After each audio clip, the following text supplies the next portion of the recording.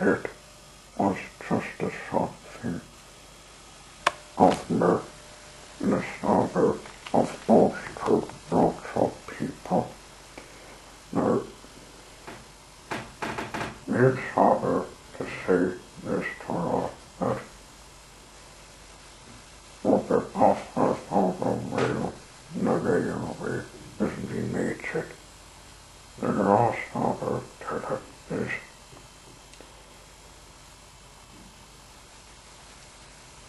making skits. This is the last Sarber's number 8. Sarber's name is coming short. I'll just hit the sick of need.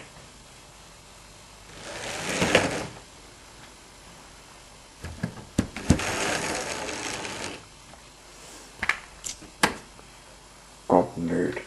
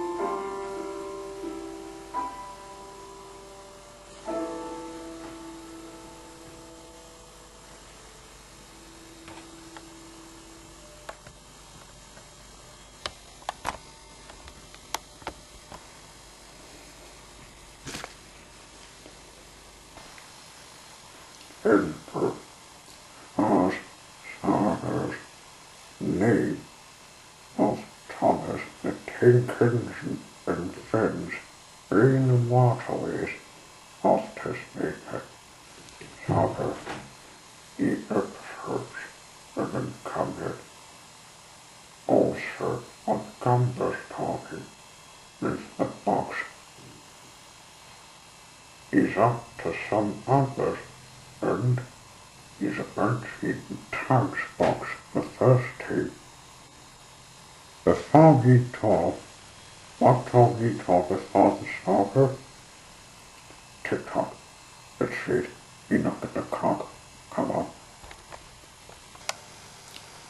The long hand is pointing toward and nothing, so it's face to something. But the short hand is pointing toward the bird. It's face to the bird on the rocket clock. Take the blast off. Let's see what's behind. 5, 4, the bird, 2, 1, 0, blast off.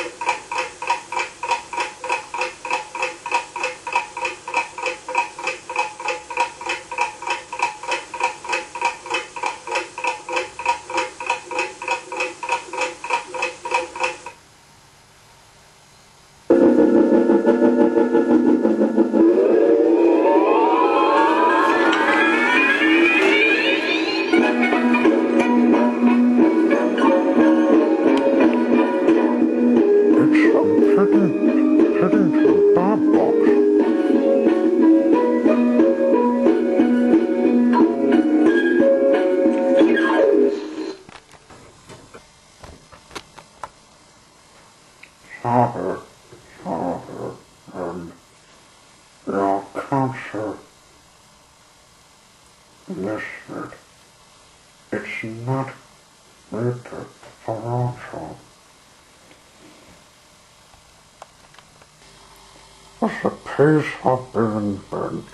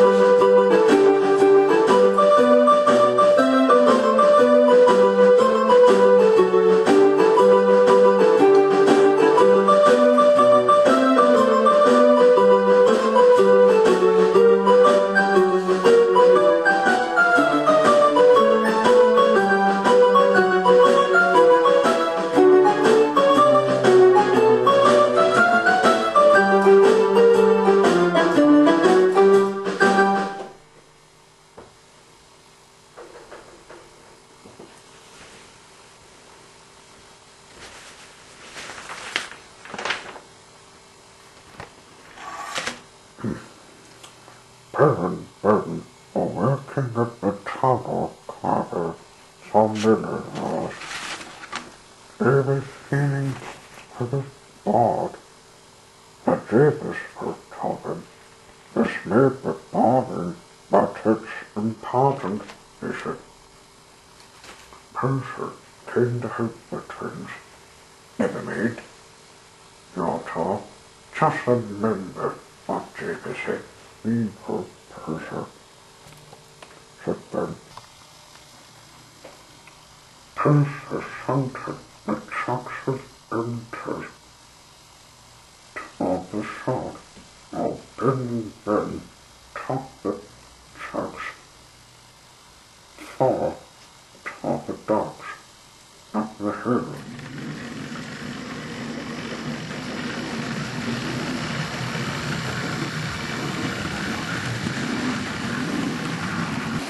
Department.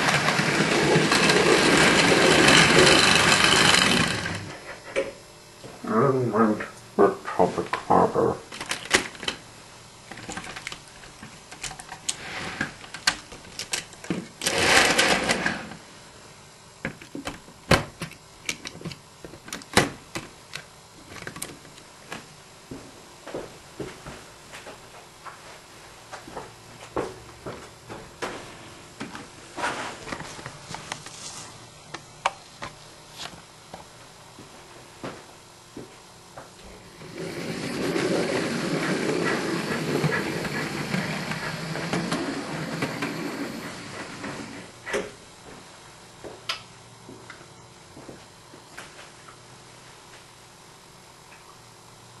Not even the helpless fate of purpose the basket being a smell for their faces.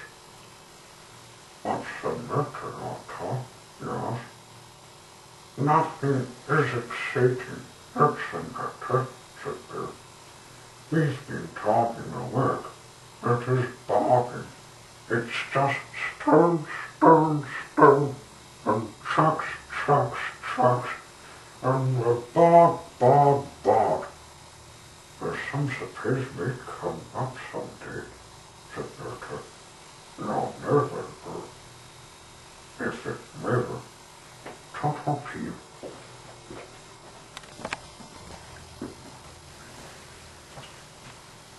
It won't be exciting. It won't be nice if something happened today, said Ben.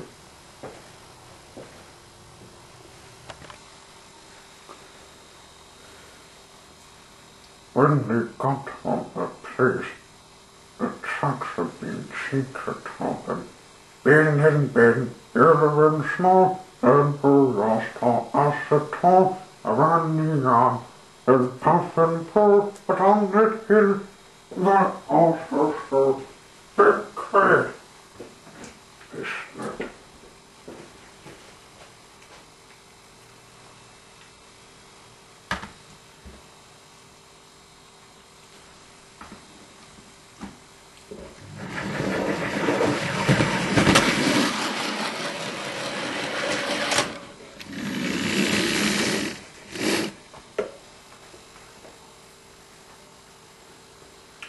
Answer, I'm good. Got some good feeling, Oh, but still bad. It's an answer to all, said Bill. We're not as fast spins round the turntable. Don't make this, Billy called. I think we just will get it. Chop a pit, inside you'll not get bad.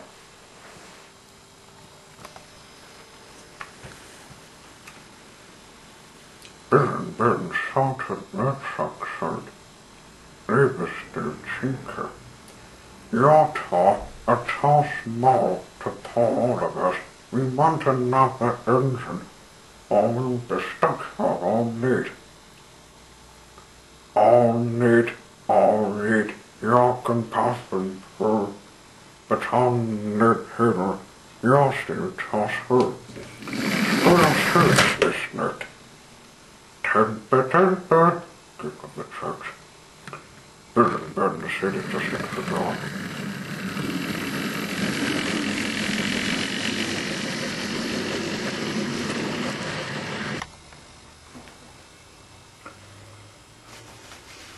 Ja, Charles, he teased the servant up the hill. It's clear, he said back. And then there's trouble. At the halfway mark, there's a Captain King. It broke. Oh! Surprise. Catches a little outside. Oh! He's broken away. Said Ben. They saw Pincer coming the other way. They told him what was happening. The hitting from the crossing at the bottom of the hill. It will have to ask Bertha to get the workmen to stop them. Come on, we better feed them quicker.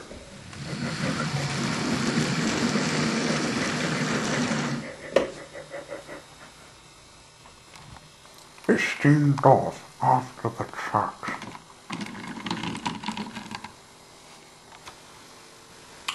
Bertha, who got the workmen, came to the crossing just in time. He kicked the pot over on the chair.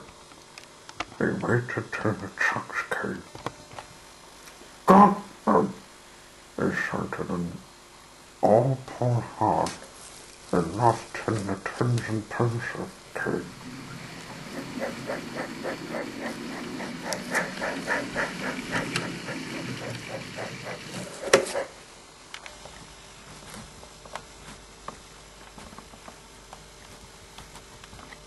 Well, what do you think of that? Said Bertha. It was a surprise, said Bill. And you're very Bertha. A surprise does come by surprise, said Bill. And that's the end of this week's story.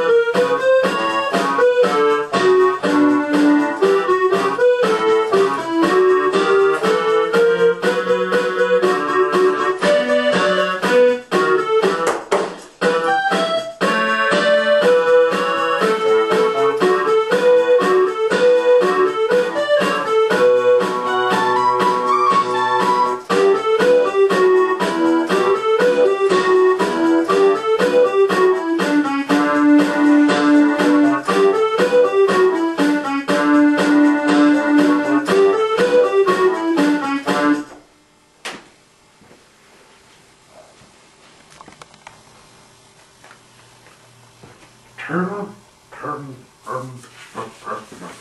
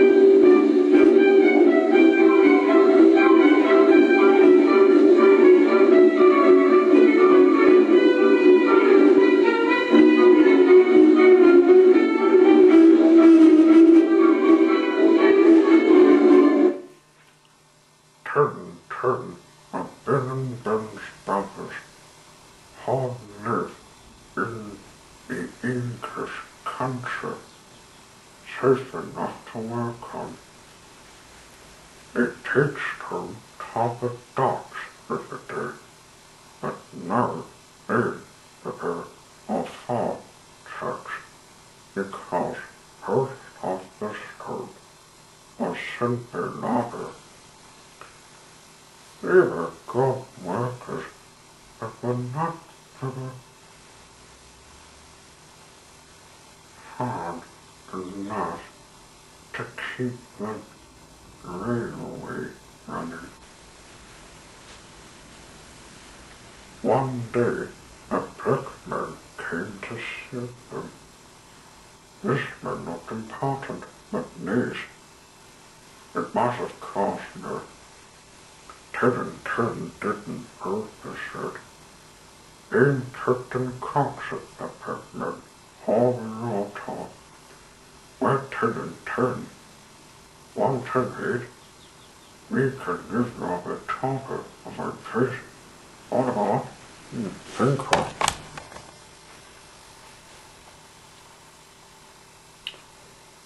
He came in and they set off.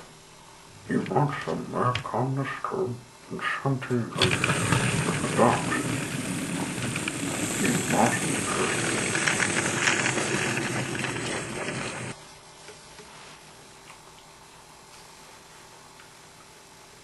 But he was sorry to tell him he had to leave. Covered in sunburn, sir, he said, and steamed away.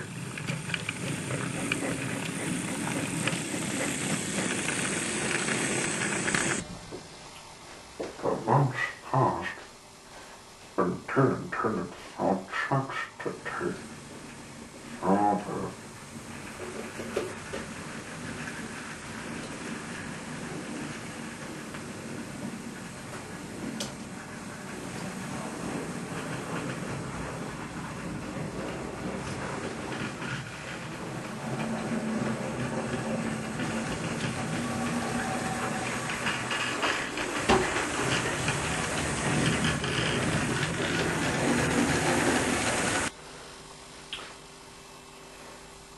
our last day, Ted, said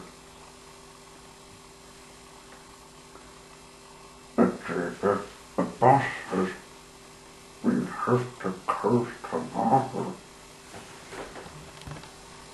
He did the last work delivering the stone, but with taking the last stone from the carter. It was something done. The job was finished, and they went through, and she did.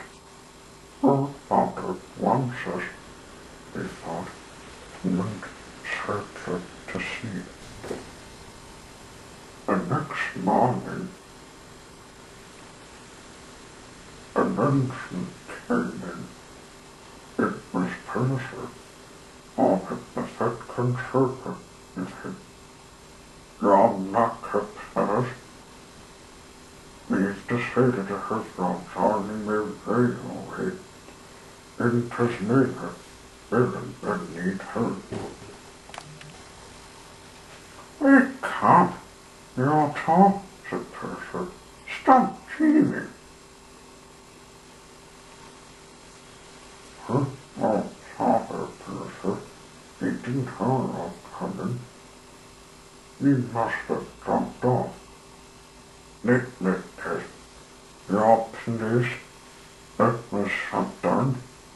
Yes, it was shut down and on Taylor. And it's not safe.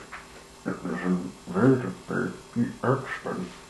They said they were taken to jail and if they'd an on Taylor crew.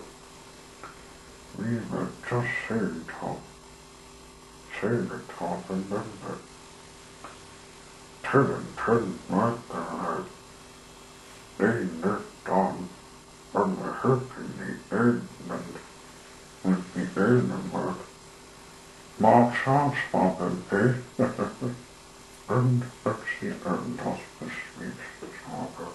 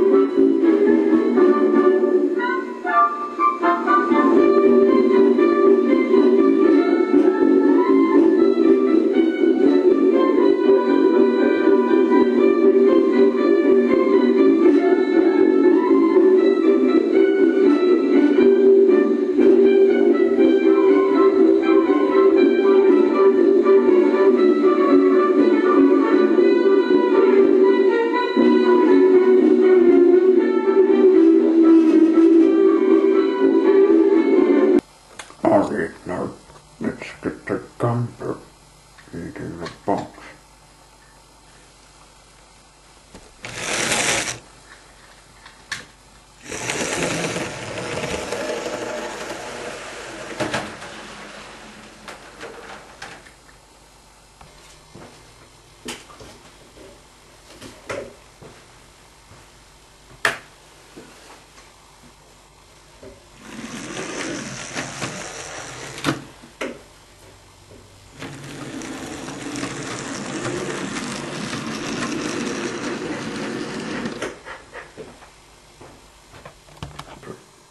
And heard some fox things.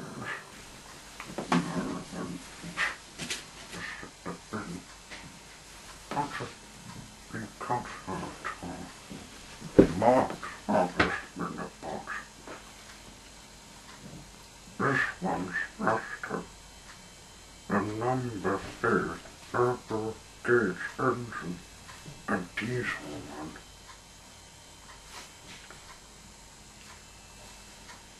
This is a starter, a part rusted, the neutral diesel engine.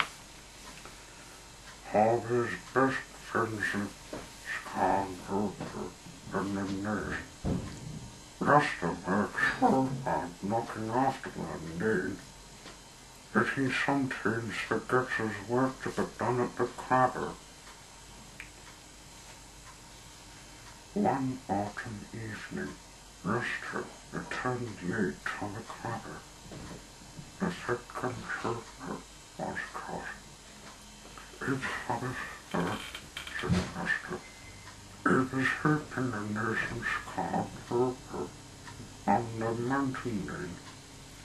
That lane is in bad condition, the second surfer explained. Mending it takes up so much of your time. I'm hoping to shut down indeed.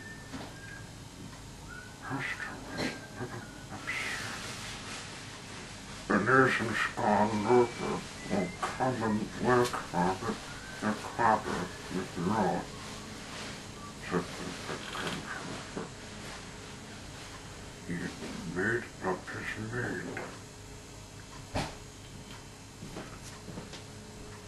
The name was closed down the next day, and the nation's gone over the rest of the crabber to work there instead. They worked as hard as they could, but they missed the forests, the hills, along the mountain range. First of all, they missed the passengers they take. Mr. Concert, they were not happy. The next day, the head conservator came to the crabber with some parts of the road. While hoping to the blasting frost for the next 12 weeks, he said, "It hurt the seafarer. There are been work for all to do somewhere else." "Yes, sir," said Mr. "Maybe could become the Irvingdale and say for the pervert," said then the nation's gone over can tell the over shots again. The second further agreed. But you must be back at the crabber in 2 weeks' time, he warned the urgent. The nation's gone over's name wasn't a mess. It was covered with rocks and branches, and the tracks were broken in several places. The bird makes our engine sit to work straight away. There's routine to know, said Mr. When the newspaper, the vintage novel, had passed, she thought Master's turn to clover tracks was sugar. "What a waste of tea," she said. "Scarred over," I said. "She's made," he said. "I'll never get home and work done in 12 weeks. We can't get that," said Master. The days passed, and still the name was not fixed. The engines worked harder than ever. The time was running out. "It's gone," said Baker, and this, "it's gone. There's too much to do. There's too much to do." Master would not give up. He headed for the clever guitar. The next time, Master saw the Elizabeth trembling there. He said later, "If only we had a ladder to help us." Elizabeth stopped. "You couldn't possibly help her," she said. "It's a crabber's ladder." "Well, we needed a special ladder," Mr. teased. "One we can haul and pull heavy branches." "Even a special ladder," started Elizabeth. "It can haul and pull," she said thankfully. "You're taught it," said Master. "It will," said Elizabeth. Elizabeth was as good as her word. She hauled rubbish and pulled branches from the lane. She helped them off the Condon trip from the Kirkwood crossing. The little matter puffed up and down, rigging the engines until all the work was done. Together, they finished the repairs with a day to spare. Think of Elizabeth, said Buster. We couldn't have done it in Vanshaw, said Mason's father, together. The others had a special order. No, said Elizabeth importantly. Buster's car finished sweeping up until everything was spick and span, and the nail that never not so splendid. The masters gave it to the food if it considered, or promised to have inspect the nail the next morning. When the fed considered the he was pleased. Well done, master, he said. Well done, Elizabeth. We all opened the nail straight away. Master was very proud. The nations got over their very subject talk. They were looking forward to seeing their passengers again. Now all have taken to work at the cargo for the change, as it considered to Mr. The nation's gone over went back to work on their me. The master went to the cutter. Master and Elizabeth have become their friends. Each time Elizabeth visits the cutter, she teaches her with a finger on her horn. She thinks Master is very special to her.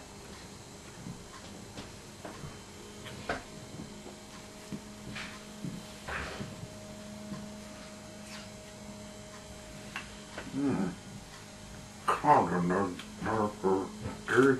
and Kane.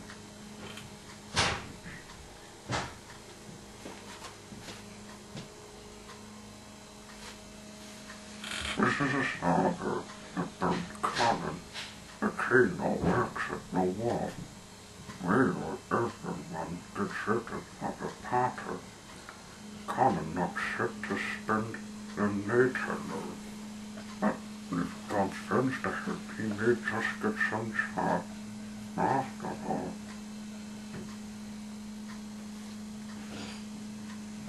There's a sister afternoon, I'm sure.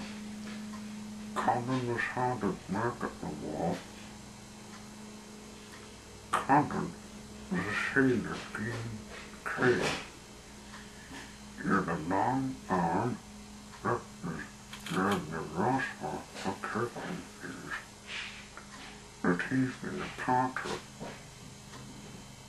For the children on Circle was being herded in a Finn Controller's garden. His house is now the engine depot. So the engines come and join the party too. Condon's friend, Peter, was very excited. There will be presents and fireworks, he said. The Condon didn't look so gratefully excited. Just then, the Finn Controller circled up into the wall. All these kids must have unloaded before they leave for the party tonight, he told Colin.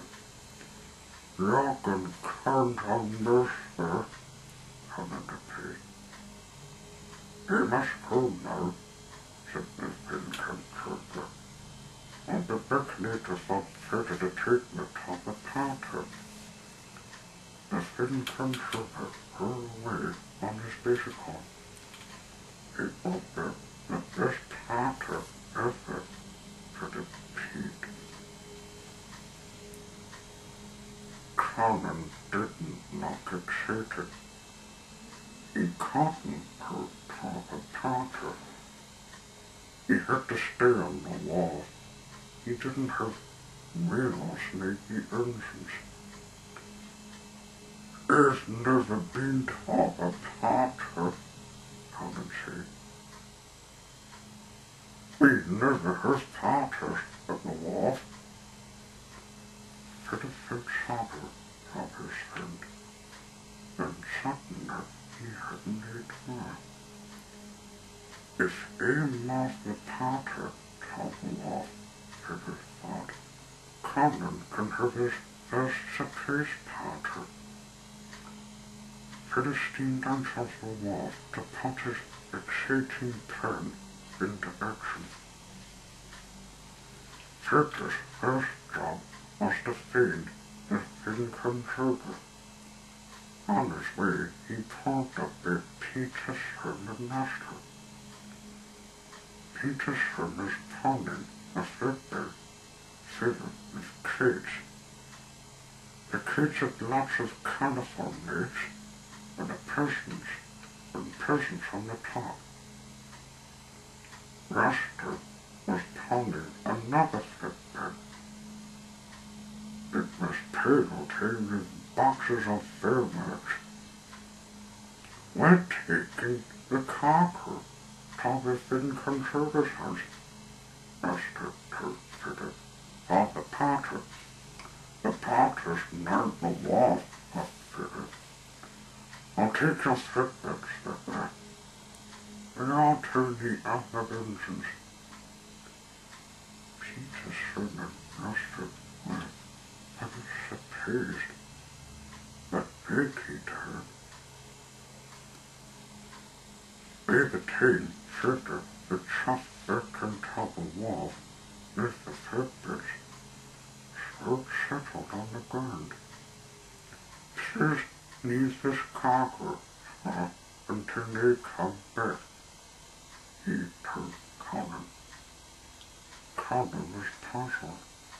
Doesn't the film controller need the cargo for his partner? He thought. That afternoon, later, Thomas brought the film controller to the wall. These are the presents. Made some fireworks he was having cross. This will be the mayhouse for the painter, the film controller shouted. Conan, put them on top of that. Conan didn't want to get Filter into trouble, so he kept quiet. He carefully loaded all of the cargo onto the barge. When he had finished, the barge set off down the canal towards the film controller's house.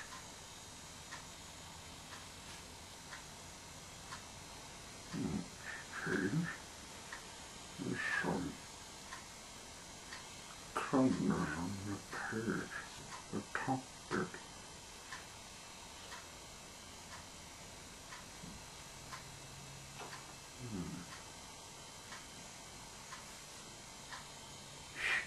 Shapes. Fred steamed all of the circle. He couldn't find the film controller anywhere. Spur was falling heavy. It was getting late. He still didn't ask if he could move the painter. When Fred found the spattered back on top of the wall, he was a bit tired. Conan was waiting for his friend. He told him about the film controller's visit. He asked me to send the painter cargo down the canal, Conan said, so it's all done. Conan was rather pleased. When Frederick wasn't pleased at all. The children wondered the reason it didn't come to the house in half an hour. There was nothing for the party there, and there was nothing but the wall. Frederick was terrible. Which way did the barge go? He asked her. Colin pointed his long canine down the canal, and Frederick steamed off to clean the barge.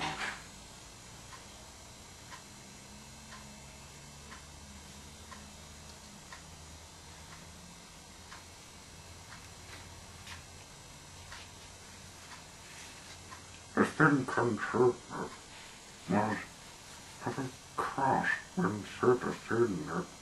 pulled up next talking. Where have you all been, Frederick? He snapped. Frederick turned to bend his head to move the party to the wall. It's first of a stir, he sniffed. The thing come true was quick. You also the last me first, he said, but you came as the party at the wall. Frederick returned to her baton. He just hoped he could feel the barge before it was torn. They became Frederick caught up with the barge, taking the party cargo. It was almost dark. He called to the bargeman. Stop, he's turned the barge around. Then croaked back to Colin. The party's near the wall. The bargeman was surprised, but he quickly stopped the barge. When Frederick headed back to Colin, it was ttte&f, his friend, what was going on. When Frederick pulled him to the wall, Colin had just finished his work for the day. If he got his father to tell her, said Frederick, he began to tell Colin all about his party plans. Colin was delighted, surprised. You almost the party for me, he asked. Well, we'd better get to work then. The friends quickly hatched the plan. Frederick steamed off, talking at the children, while Colin waited for the barge to arrive with the cargo. He'd someone hoping to talk. Colin was the cargo in record time.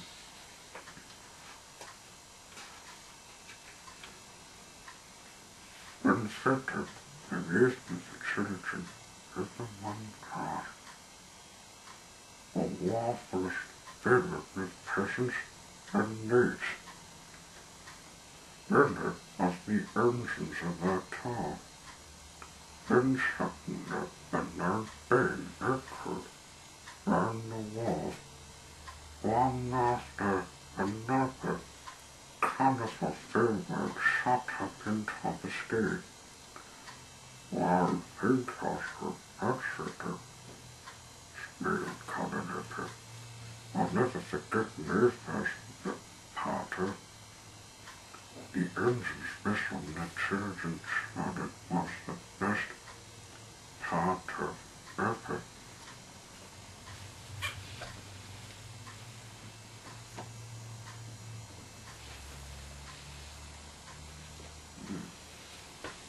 Let's listen up news novel.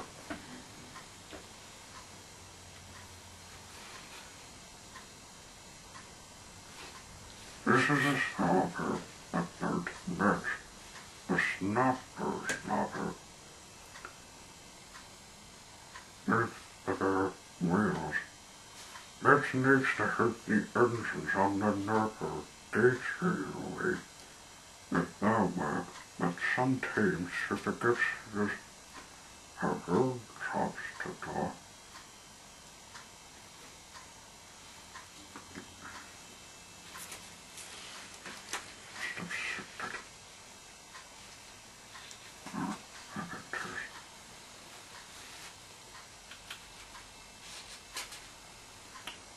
up in the mountains, and the midnight railway tracks, and the natural airport stations and on. And the midnight birds, a thousand ladders tall. It is a snub-nosed ladder. She takes up and down the mountains and rivers, the living ghost of the villages. It is a keen ladder. She makes the cakes that everyone should meet, especially the neighbor patrons. One morning, Mr. Percival, the thin conservator, was telling it a bunch of country food for nuns and murder to be held the next day. And his and Scott Rupert were purging to need the river. The engines must be clean and saner. Yon has taken some serpent brushes that been considered toothbrush. This was peace, not delivered them right away, she sneered. It's an important job to do. She was hoping to pull the brass bender as her. She needed to look her best as well. Not that the cleanest ladder you have ever seen next to the thin conservator. She had the horn tractor and set off for the colony. The next engaged in business having dirty from falling sacks of coal. The car took out the serpent brushes and began scrubbing them on the engine leather. Next did to make sure the nest was clean and saner. Scrub his number and nameplate, she called. She waited until his Michelin was washed and his bonnet and about. There, you're all good. Flippers on the river, that sneered. Just remember to wash the hands of bosses, she concept her way. Better to have her. She drove faster and faster, but the mountain roads were dirty and all of mud. Some of it splashed on her paintwork. She thought, it must be big and printer of tea. If to be washed too. And it started on the clatter. Scott Rupert was also had a dirty from his morning's work. Rather little macro process with it. And this wrong, and this to make about how to get some letters on the river. Sunshine Rupert is covered in super bubbles. Next day, to watch. She wanted to make sure he would be wearing the scenery.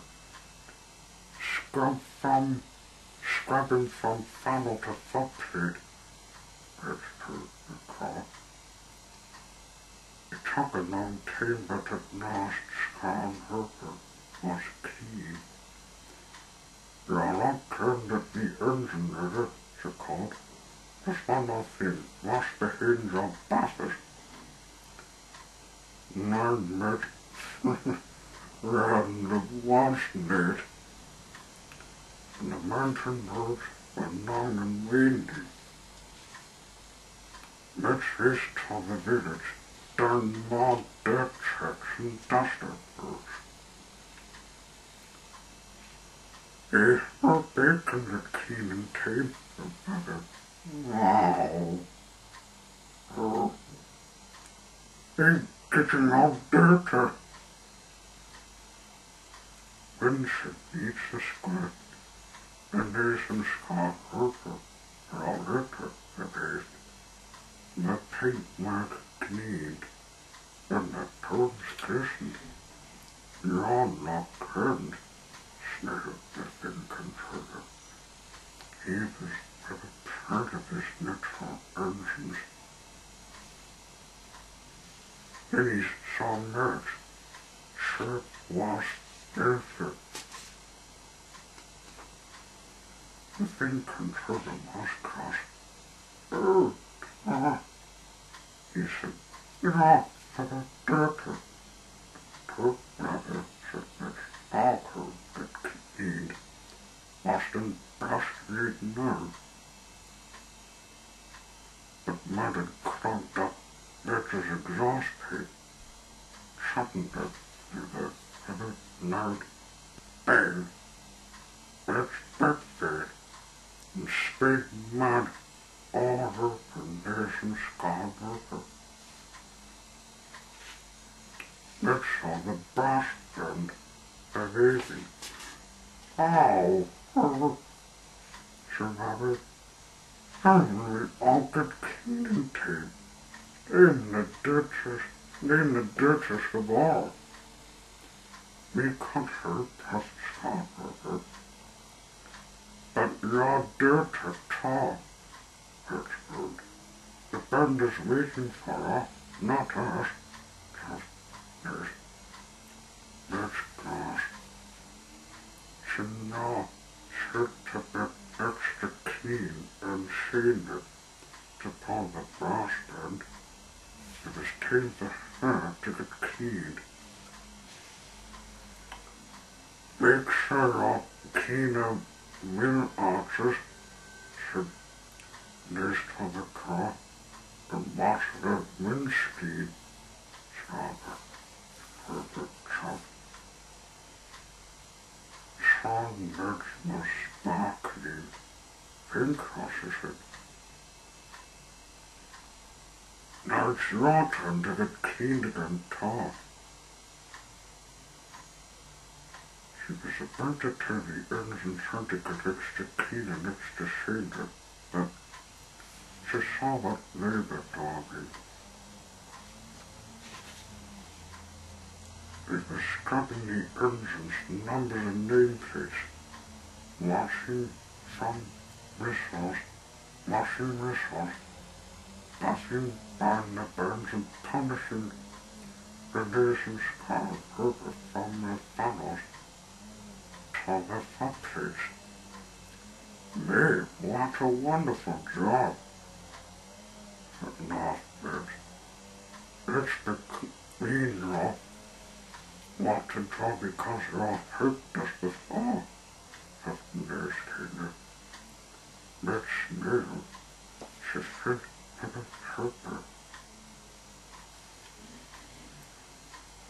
So it was time for the country school, and engine ready to begin. Let's sparkle and sunshine painted upon the brass band. You're both not wonderful, it's contamination, Scott Harper. It's our engines that all the business picture. Circle, it's smelled. But she still wasn't certain whether they must be in the bucket or not.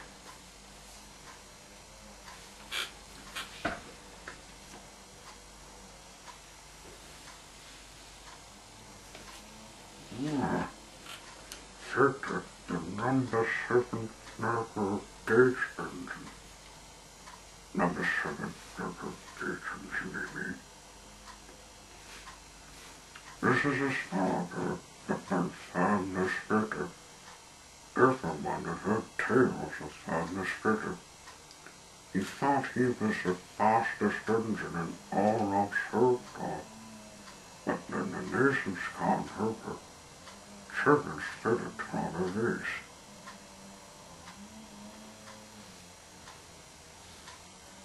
One day, an early friend was attending to the local catering way. His name was Furnace Fitter. He was fast, and furnace. Thomas brought Fitter to the transfer lodge. Furnace Fitter, Miss Fitter. Fitter, Mrs. Fitter. I haven't seen you after that. Furnace Fitter is back, asked Fitter. He didn't know. Not Thomas friends. He Thomas, you didn't tell me. Oh yes, laughed Sandal. Fitter was the fastest engine in the hills, and we met him on table crew. Suddenly Thomas's other friends, the nation Scar River, based in Tommy Yards. I'm the winner, he shouted. You're not. Here, he sneered. And all we are, answered Fitter. We're the fastest engines in the hills. Chin started. Also as fastest, said Fitter. I wish I'd done the mountain. Fitter was sure he was hoping to win. After Fitter was put on check, after Fitter, he huffed and puffed up the mountain. When he was young, he used to chuff up at first, but now, today, it was harder than he remembered.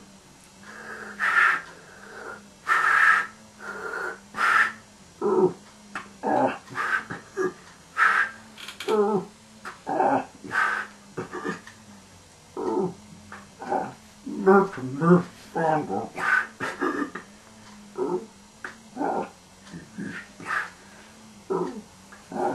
He has to be able to chuff up hard and nerve too.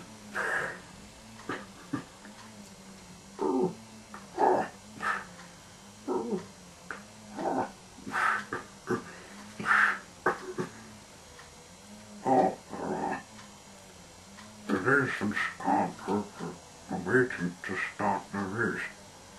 Fitter puffed in further. And if they get to the bottom of bunch of rascals bumping their buffers, they've won. Oh, it and Furnace Fitter, taunted it is. Fitter, Fitter, go, whistled Scar River. They were off.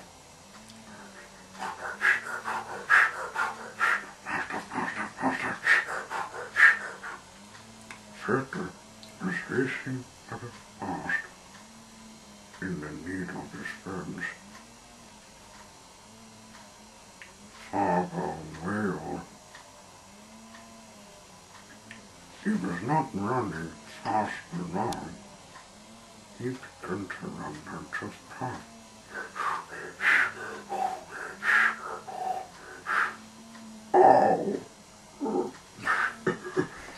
Oh, London's little bump my buffers.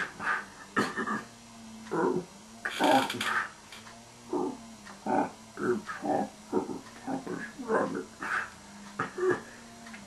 He chuffed as he swooped down. Suddenly Fitter hadn't returned. He remembered the check.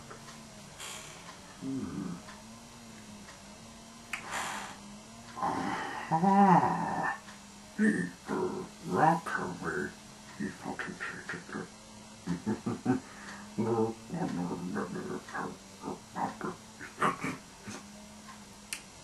Fitter steamed down the trip. The nation's Scar River did not show that he'd taken a shortcut. The tricks on the rockaway were water, but the sweep was much quicker. Should have got to the bottom of the mountain in 13. This way is much quicker.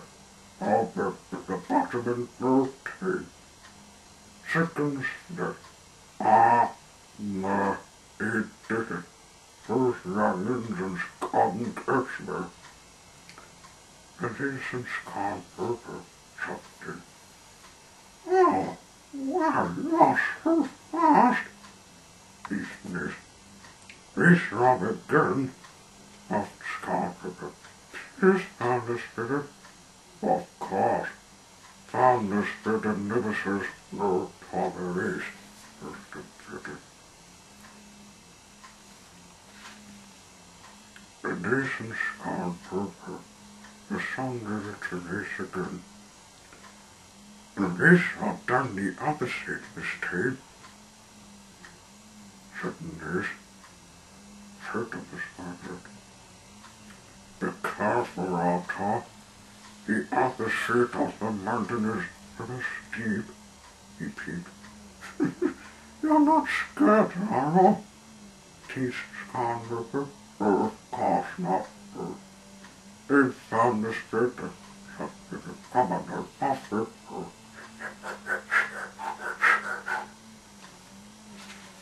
Sitting reached the head of the apprehensions, and he began to run out of Paffican. And the spitter didn't want to lose. He can take the cricket check. And then they will win. April is named at the back of their papas. So said the top another shortcut. The check was for Martha to signal last one.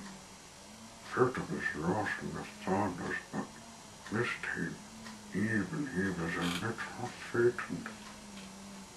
For the sun arrived at the bottom of the mountain, safe and sound. But the decent Scarberger were not safe and sound at all. The trip was very steep. One of them wasn't looking when they were going. The nurse came racing right off the track and went straight off the top middle of the lane down the hill cliff. Help! He cried. Ow! Oh! Scarberger reached up the figure of his meeting. The nurse has come off the track, said Scarberger. And they don't know where it is. He's a chain to catch us, and the figure. But you're the tall fast. Furthermore, he hadn't been fast at all. He checked the neutral engines and now the nurse was in trouble. The handle passed in at the thin controller. He'd have wanted help in troubles, engine and nurse. It's all their fault, said the figure. Fitted to the gentleman and he won the races. He lost in checks. You checked us, shouted Scarberger. No, nurse is lost it in trouble. Oh, he isn't. This was the connector. He can feel the anger, it says. Gentlemen, follow me. And so Flitter steamed away to the scout and nurse. She didn't know the knock of the forgotten trick. He heard mountain sheep run. He let the risk go parted down to the river. At last they found the nurse in some bushes. Oh, it's so good I found her, he peeped. So mad, said it. The thin controller, the feeling, said it, the handle, and Scarberger. Pardon there's the contra the check. All the engines chuff-chuff at the top of the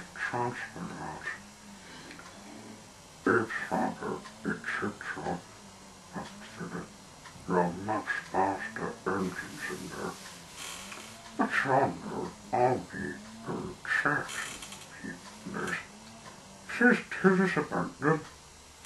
So Victor began to tell the young engine's tales about the evil church. Everyone was happy that Thomas Victor was back.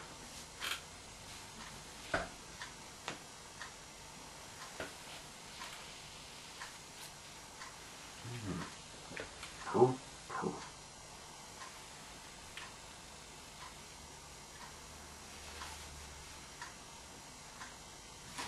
This is a story about Pooh, the big diesel engine. Written to travel with Nick Ben and Ben.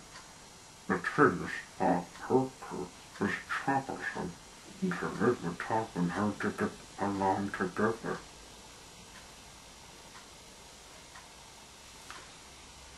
Ben and Ben are tinkins and twins, all lived apart on Liverpool. Each has 4 wheels, a tiny cinder and Pooh, and a small squad car. Rather Ben Pooh's Ben Pooh's tall.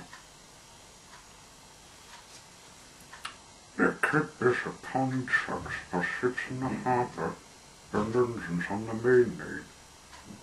The trucks are filled with chain clay dug from the Narby Hills. The clay is used to make pottery, paper, paint, plastics and many other things. Made of the clay. One morning, Bill and Ben shunted the trucks into the lane, went to collect some more. But when they got back, the trucks were gone. Bill and Ben were most surprised. The Davis examined a patch of oil. That's a diesel, he said, making the nails clean. It's a what one? Asked Bill. A disease one, I think, he said. Okay, Ben, there's a notice about diseases in our shed. It says coughs and sneezes spread diseases, said Bill. You ought to cough in your smoke box yesterday, said Ben. It's your fault the disease came. My feeling cleaned it. It's not my fault, it's yours. Bill snorted back. Stop arguing in your talk, laughed the Davis. Let's go to this car and trucks. Didn't been no matter.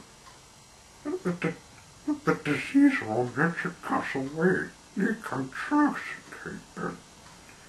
He will let you pass. It was David told Bill. Mom makes him bet you can. The Davis a clever thought of a pen. Listen. We've got an 8 of how to get the trucks back. That's what we'll do. The diesel doesn't hurt your twins. We'll take away your names and numbers. And then this is what we'll do, he said. So, puffing hard, the twins set off to find the diesel. They were looking forward to playing tricks on him. Slowly and carefully, they puffed into Edward's. The diesel was on the siding with the missing trucks. Then it behaved that Bill puffed over alongside. Bill pretended to be frightened. You're a big brother, he whimpered. You're the father? He ran back and hid behind the trucks on the other side. The spin puffed forward. Truck stealer, he spun. He steamed away. Then Bill took his place. This went on and on till the poor diesel's ears nearly popped out. Stop! You're making me guilty, roared the diesel engine. Stop it, it's so sick. The top engine stopped and puffed forwards together. the Tasmania? He asked. Master Diesel. Yes, we're twins, said Bill. He made us know that. Master Diesel mentioned. Just then it with the bargains and bustled up. Bill and Ben, we ought to play her, he asked. We're not playing, protested Bill. They're just clogging our tracks, said Ben.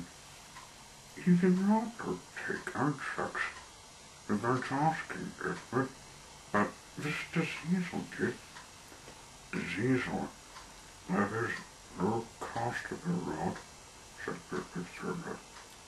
This engine is a metropolitan because diesel electric take tar. The twins wished they hadn't teased a big diesel engine. My father, Mr. said Bill. Never mind that diesel smelled. Call me Burker. Dave's father, he didn't understand about the trucks. Let's make this, said David. And that's after all toss, that's Burker's trucks. Then y'all can come back for these. Bill and Ben passed away as fast as the wheels could trigger them. Probably better find the diesel's trucks. He just misunderstood.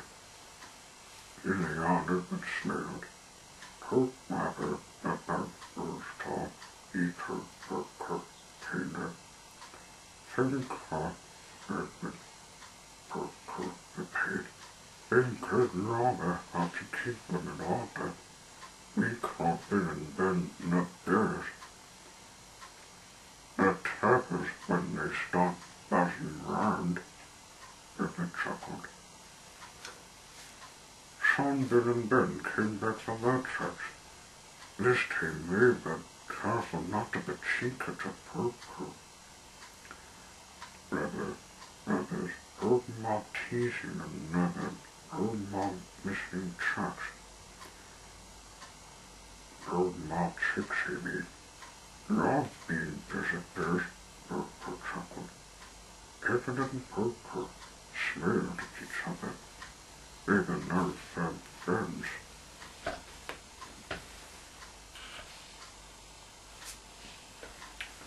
Well,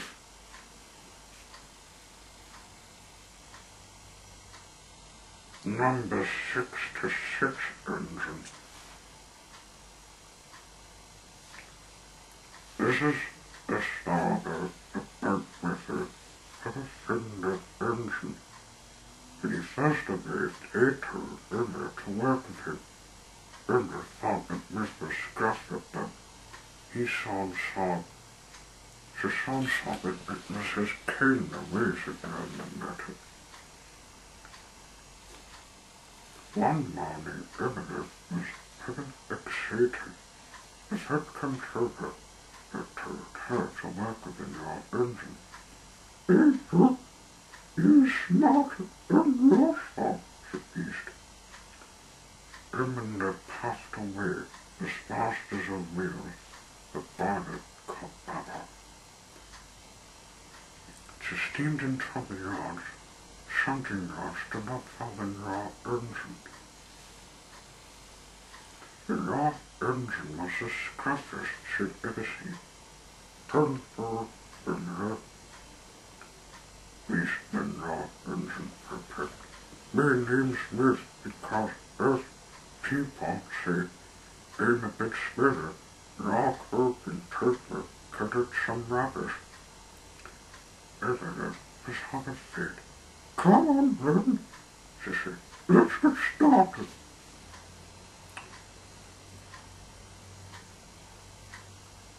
A son passed Gordon, James, and Hinder. Hinder, said Bill. Was your mission your friend is the funny sounding missile? Hinder snorted James. The smokes are coming from Mills. East, Gordon Hinder. My name's Smith, Mr. Smith. It's such raw enough to me. What? Isn't it, Miss Pepper and Purpose? So happy on me. Miss Puffy after her. At the name, isn't it, Miss Past Tom, Past Morgansons? When they saw me, they all laughed. Isn't it, Miss Tate be teased? You must get away from me, said Puff. Emily pumped the pistols. Wait for me, whistled Miss, but Emily wasn't working to wait for me, and speeded up instead.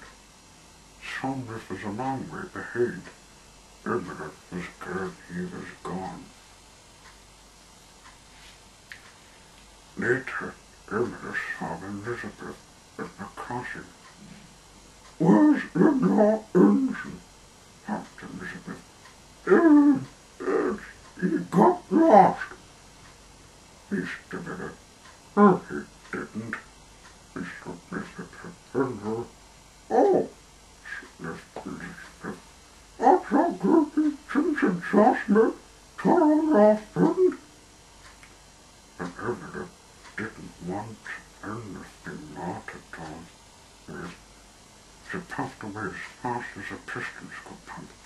Wait for me, whistled Miss Trafter. Up ahead, Emily saw the Bartley. Maybe she puffed down her. This looks similar. Emily trussed all around the Fitkin Service Railway, chained to head from me, but everywhere Emily went was always standing near the tunnel and in the proceeding, until at last she managed to escape from the Scuffer little engine. Thank goodness! Emily never only laugh at me for working with such a dirty engine. Up ahead, Emily saw her cross Spencer. He meant to be taking a jog and Duchess of Boxford of an important lunch, he thought. But me ways back me always smeared rubbish trucks. Flatten your funnel, steamed Emily. Emily made sort of clouded trucks. Emily not designed to mark the rubbish trucks, but well, the trucks were much too heavy for her to mark on her own. She buffeted up and puffed as hard as she could. They were watching. Just then Gordon and James trotted past. Can I help me more? These rubbish trucks? Shouted Emily.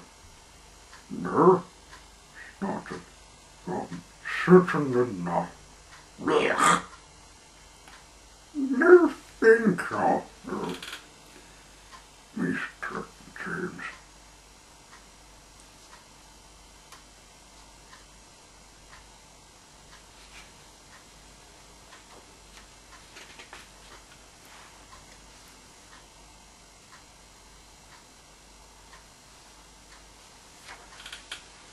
Emily was upset. It's still waiting, laughed Spencer. If we thought, oh no, he better have to tell him. He said. He wanted to believe him, but Elvis on King told him he must stand with and say sorry. Emily not telling her from it, and he was nowhere to be seen. Then at last he heard Miss Spanner whistle, and heard Emily whistle Miss Schaffner, demanded my old daughter. It's happened you never win from war. That's Emily. That's all right, whistled Miss in just get your thunder again, Mr. Tomato. Spencer is getting a bit impatient. Ever Spencer talking to me? This is not to hurt me. He's my fair box, snorted Spencer. He saw me. Let's grab the engine cotton of all these rubbish trucks. We're going to haul them together. Just a minute, Turkey. I think I'll figure it. Listen, Miss. Spencer watched us earlier and they've crumpled up top of church and quickly sent them away. Spencer is heavy impressed. Maybe they have lost our engine, he used. No, that's whatever it is, Peter. These men not got thin talk.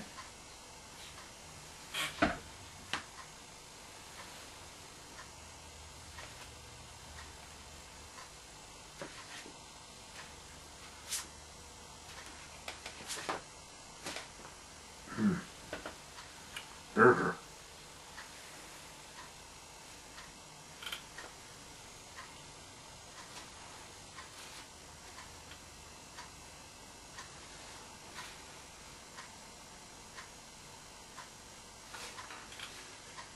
This is a starboard, a boat. Bitter, a scene that Martin's engine. When Bitter against it made me away, he asked Thomas to show him what to do. Bitter thought that Thomas was being bossy, but he saw round as if Thomas was just being hurtful.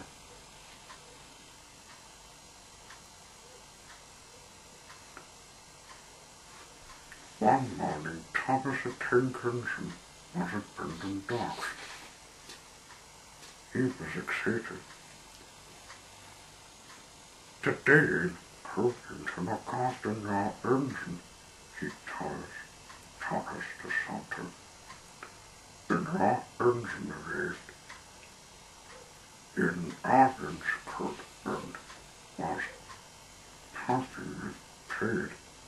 In better, he was up this curve. It better, he Thomas. We can't go yet. We have to wait for the second sugar. You won't tell us what to do. The second sugar son came to meet Billy.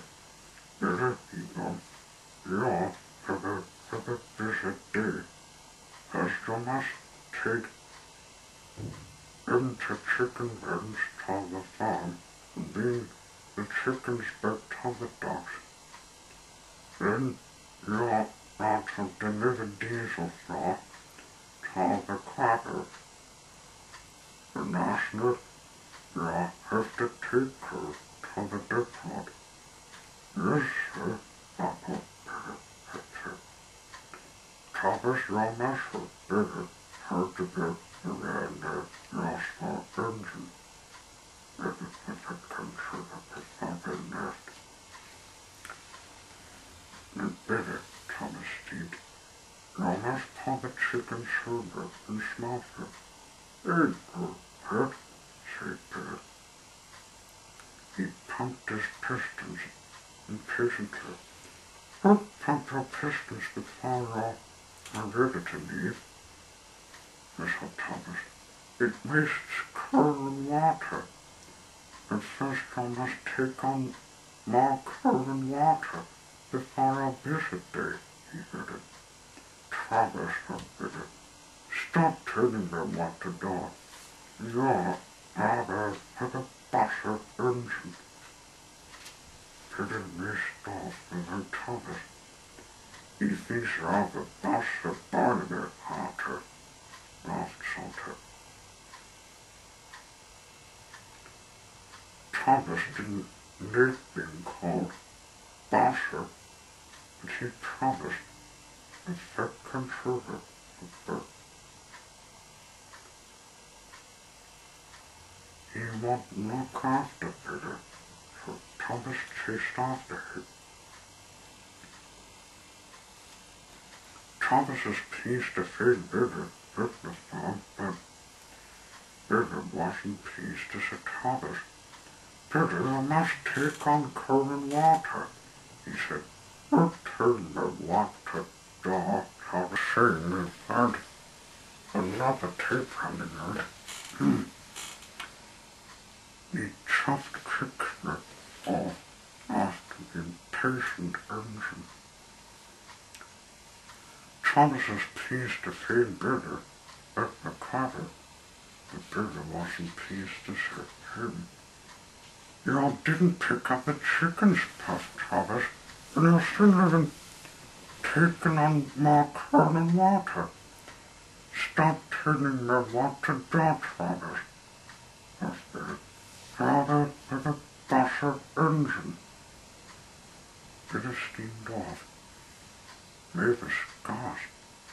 He's forgotten our diesel.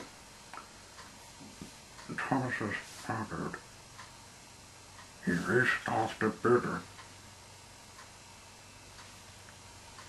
Thomas is pleased to feed Bitter at their pot, but Bitter wasn't pleased to see him. Bitter had picked up the heavy chunks of diesel oil. They need this diesel oil at the cabin now, he Thomas, and you still haven't taken on cool water. Stop telling me what to do, Thomas, asked Bitter. Rather than a bastard engine. Bitter steamed off the diesel oil. Thomas was staggered. He chased after Bitter. Thomas is pleased to feed Bitter at the cooling pot. Bitter was betting his tracks under the hopper, but he didn't see Pincer there. But Biston right under the hopper. Pincer was covered in coal from funnel to footplate. What's considered Bitter up clumsy engine? Pincer peeped.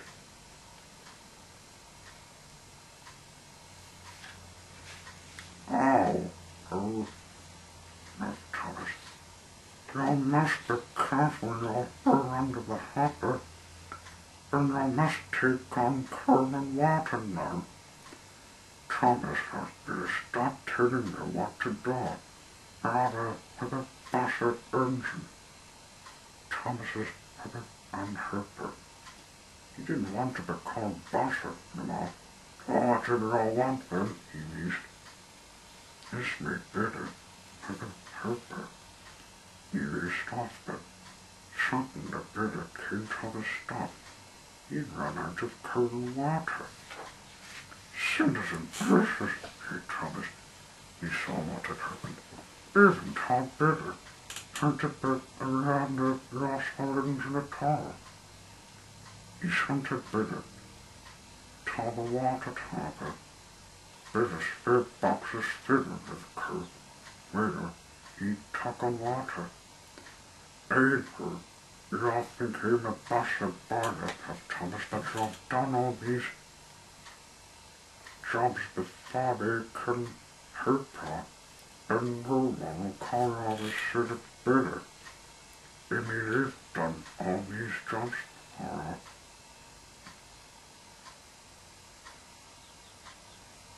Before they can hurt something, no one could call her off a shit a Bitter. Together, Bitter and Thomas connected the farming McCurry's chickens and took them to the docks. Then they delivered the diesel oil to Mavis and diesel at the cargo. Lastly, he delivered the coal to the depot. Now Thomas and Bitter there had a helper. That big Bitter, Thomas took the head controlling bit to the peace thought.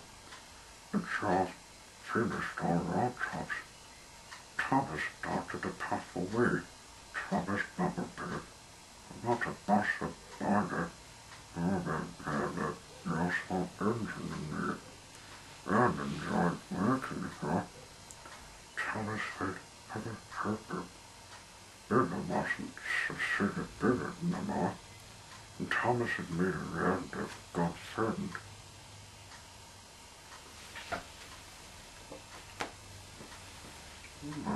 Your box. Harper.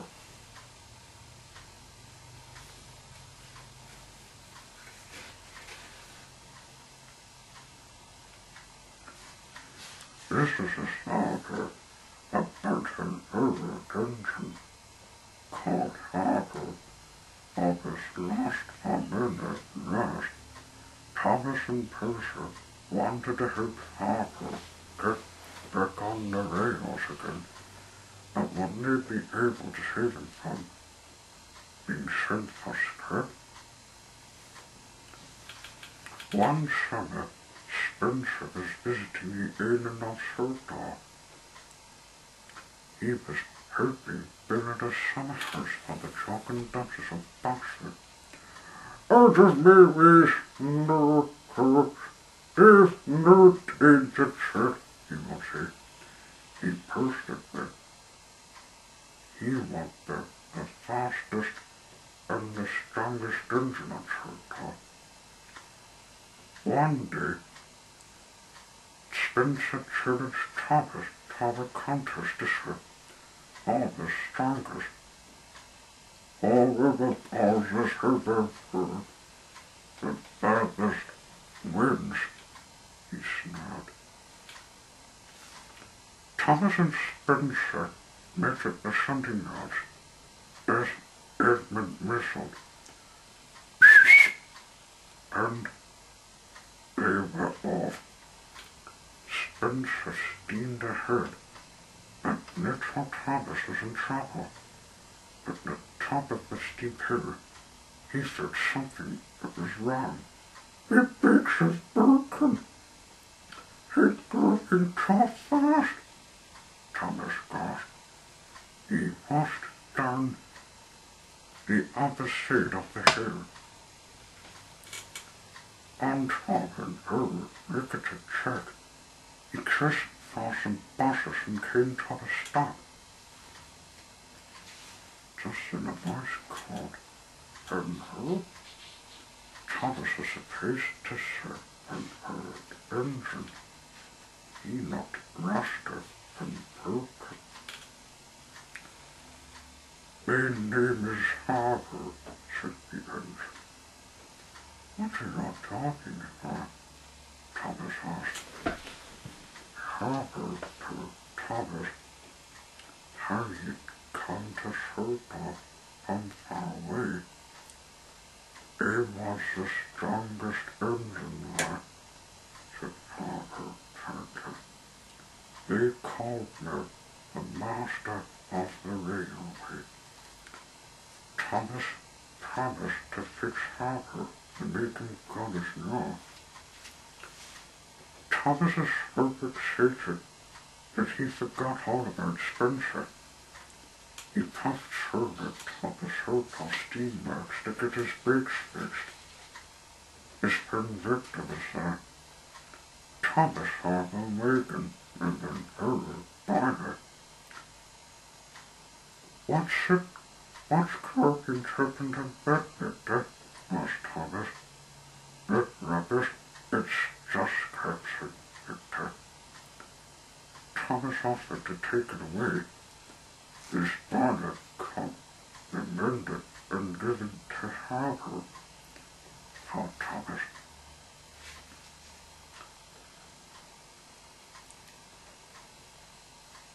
That night in the ship, Thomas told Percy all about his new friend, Harper. Thomas made Percy promise not to tell anyone if the victim heard the things out. He made send Harper a script. Thomas mattered, so Thomas and Pincer made a plan. The next morning, Pincer hid his mail checks and worked on Thomas's bobsleigh so that Thomas and his crew could start fixing harbour. Ursa Spencer wondered what they were up to.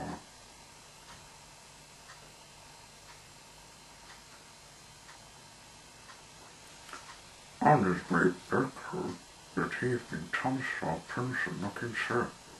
"He's best me live, pounding the hurt on your bobsleigh, Thomas," Pincer murmured. Thomas heard Sabbath from his friend. He shunted Pincer to the steamworks, just in the big computer, and he was pretty cross. "Thomas, we was Pincer pounding your checks. Your creditors instead of delivering the mail," he moaned. "Where is his mail checks?" Thomas felt terrible. He promised to help Pincer with the mail next morning. The ttte&f says the engines wanted to hurt. Where was Thomas in trouble? And the computer. Thomas had to hard path. He needed his friend's help, so he told them all about Harbour. When Harbour was done, his car couldn't find the parts to fix it, so he was put in a saving and everyone forgot about him. Thomas said, Gordon gasped and changed track. All the engines wanted to help Harbour. The next 12 days were a bit busy on the shore. Gordon, Evan and James took it in turns to carry parts to Harbour. Thomas worked on his bobsleigh, but next for Pincer had forgotten where he had hidden his mail checks. Thomas and Pincer decided to visit Harbour, but not for the missing checks later. Look at me, called Harbour. His speed box began to fly. Harbour was a colourful patchwork of parts. He was feeling better already.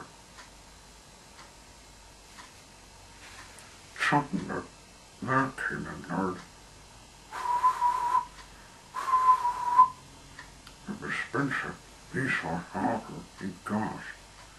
"So this is what you've been doing," he smirked. "Making a heap of script for the smelter's yard. Wait until it ends with the concern this."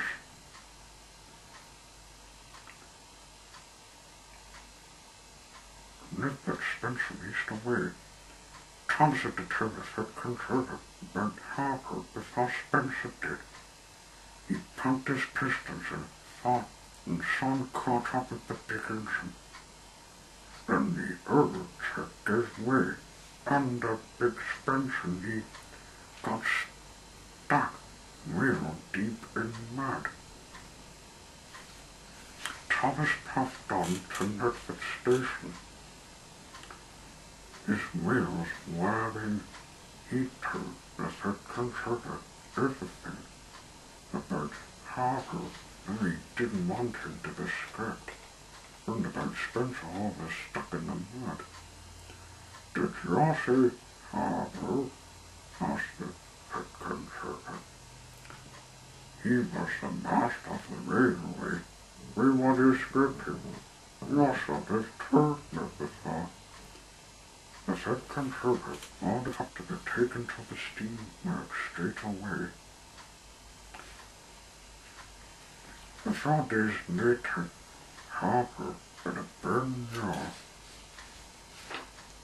liner, a stainless funnel, and a proper coat of paint. He looked splendid. Spencer was still stuck in the mud, Percy and Thomas were strong enough to pull him out, but Harper was. In the major heave, Harper lifted Spencer on the tricks and took him to the steamers. Finkel Harper suspected Harper was. One morning all the engines gathered at the docks to see obeyed Harper. It's time for our departure, said Thomas. You will never forget how you saved me. I'll come and visit me one day, said Harper. The engines whistled as Harper puffed on to the ship. The rest of the summer, unsure off with Marsh after. Percy found his mail trucks and Thomas had Spencer finished the summer house of the Jock and Duchess. They never forgot about Harper, the master of the railway.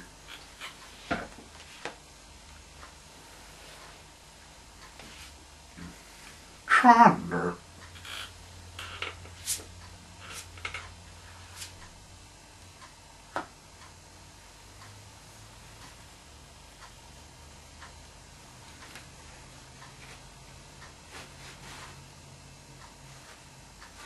This is a starboard about Chandler, a found engine from the mainland.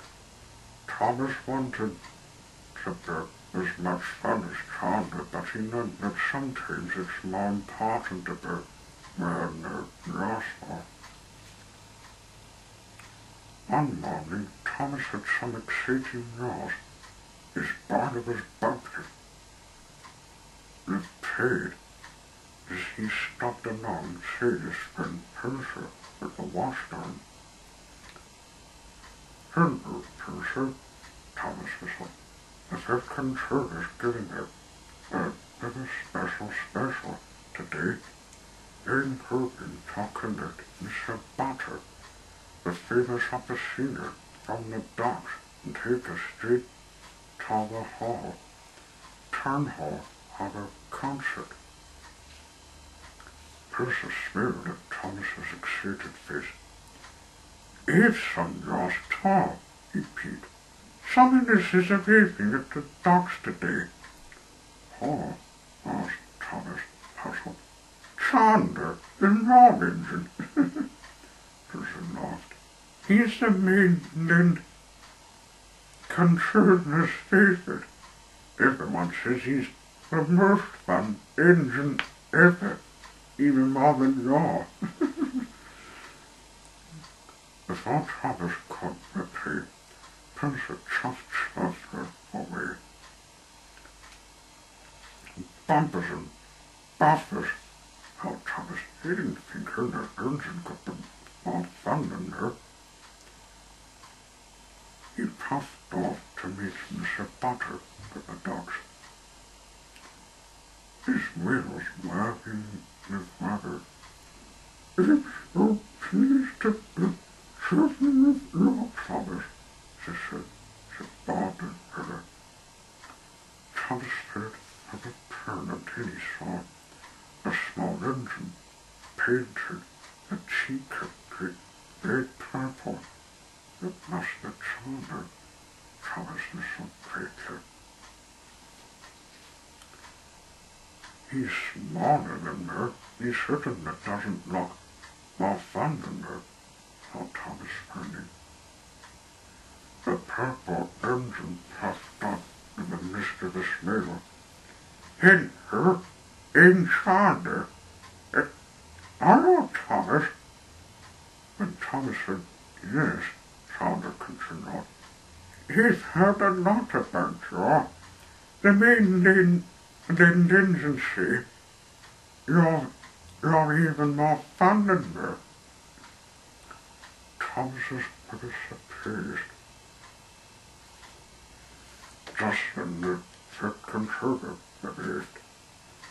Thomas, Chandler, this is the first day on your door, he boomed.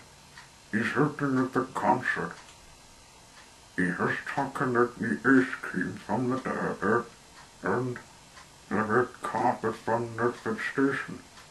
Will you all look after him? Yes, sir, replied Thomas. Yep, sir. Mr. Tom with a burst of steam. The head control the chocolate ceiler. Let's talk the dagger, shouted the peep speaker. Ain't Tom busy for races today? Thomas appeared. He had your like a fun engine, Tom retorted. But you're not fun at all. Thomas didn't need being told he wasn't fun. All right, he said, I'll race on to the dagger. And I'll take Miss Spotter to the town hall. And said that is time he decided. And with the flesh in the fair boxes, the race was on.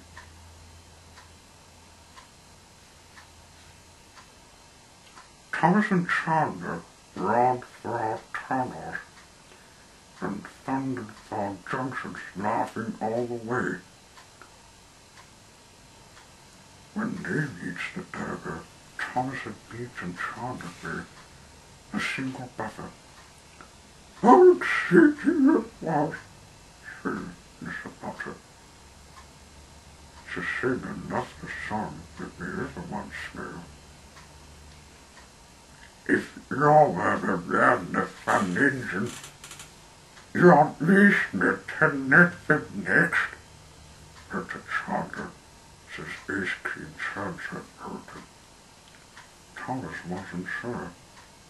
He was late, but he wanted Chandler to think that he was a fun engine. One more race, Chandler, he pleaded.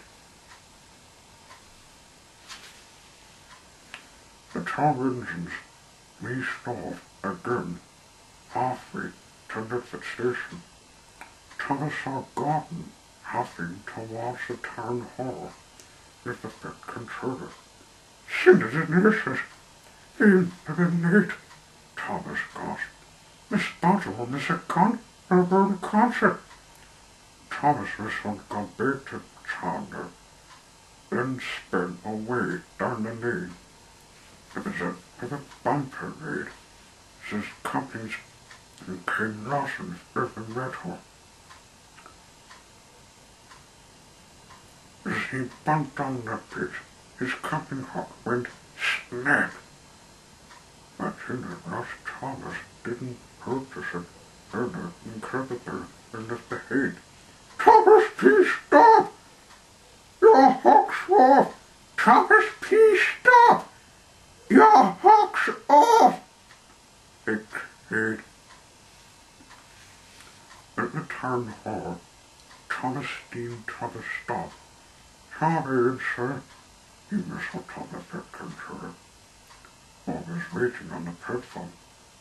The pit controller looked at Thomas sternly. Thomas, he bonded whether earner than capable is Miss Daughter, Miss Spotter. Thomas's jaw knocked back, and there's a terrible shock. The tall curvatures are missing. Thomas had been having fun when he sort of been around the nostril. His feathers were all couldn't fade them straight away, Thomas said. Thomas had puffed quickly back to the way he'd come. At a junction he saw Chandler chopping up and in the topping. It's a waste to find your cabbages, taunted Chandler. You may not be the number one fun engine. Thomas went, no, Chandler, no. They want to be around the rascal engine more than they want to be a fun one. When the signal changed, Thomas crossed the junction and steamed away. Thomas's little wagon, he puffed along. Suddenly he heard someone singing. "It's Miss Butter's loving the buzz," he faltered through. He puffed up toward the bridge.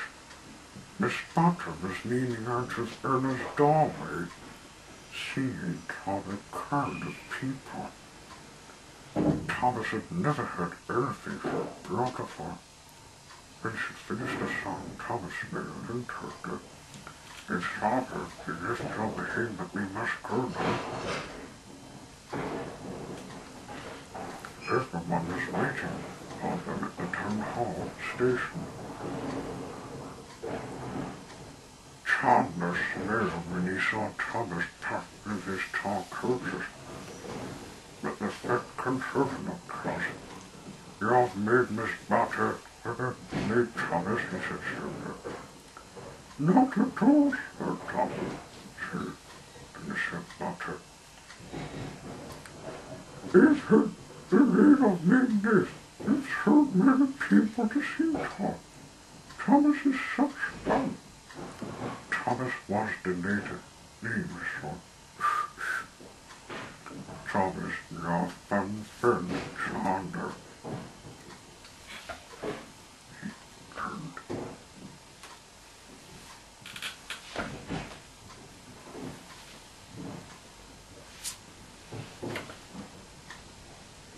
Trouble some tracks. "I wish you didn't pick this box." "No, never mind. It did pick this box." This is a story about the first time Thomas met the troublesome trucks. First of the engines now, the trucks need to cause trouble on the railway lines. But one day, Thomas found out for himself. Thomas had taken and knows how to handle trucks, but the first time he had to pull them wasn't easy. Soon after, he had started working on the controllers railway. Thomas became tired of passing coaches. He wanted to chase something different, he got past master on the engines. In this shed, if indeed. The other engines didn't take much purchase. They know Thomas is young and had a lot to learn.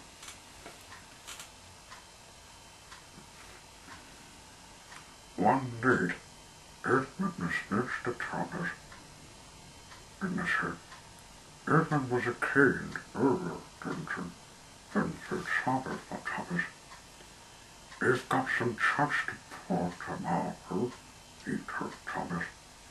"If you want, you can take them, and I'll pass your coaches in the yard." "Oh, thank you," repeated Thomas happy. And all the engines got to good sleep and got night sleep at last.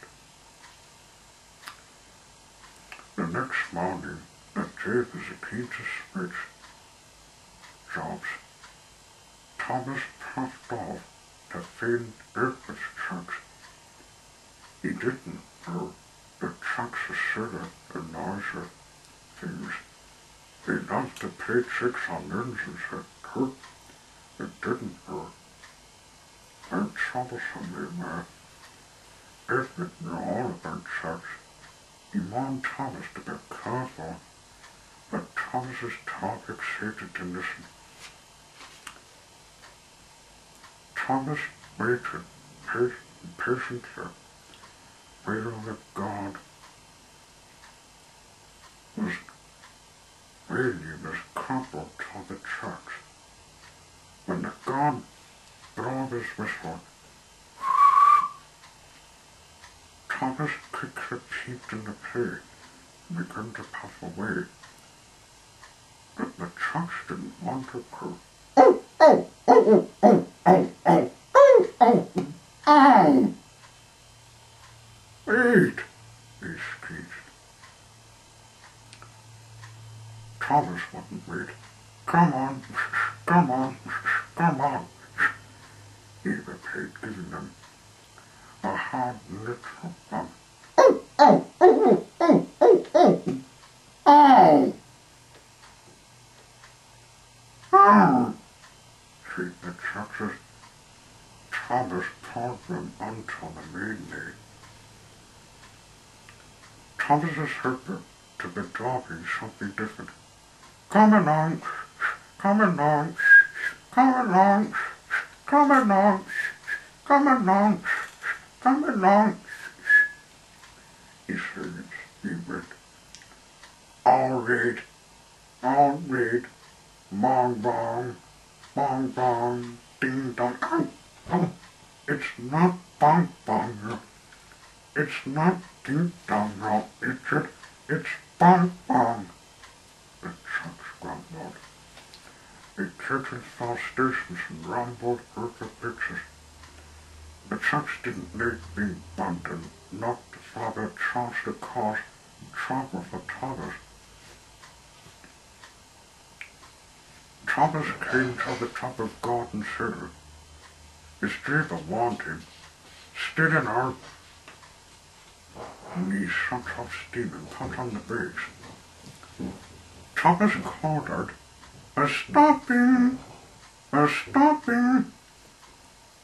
But the trucks answered back, "No, no, no, no, no, no, no, no." Not in there. Then they all bumped forwards and passed Thomas down the hill before his driver could stop them. Thomas raced down the hill, the steep hill much too quickly. The trucks let him knock behind him. "Stop pushing!" Thomas heard them. The trucks would not stop. "Ha ha ha, yeah, ha ha, you give all the cars, that is Rocker," he said Roger.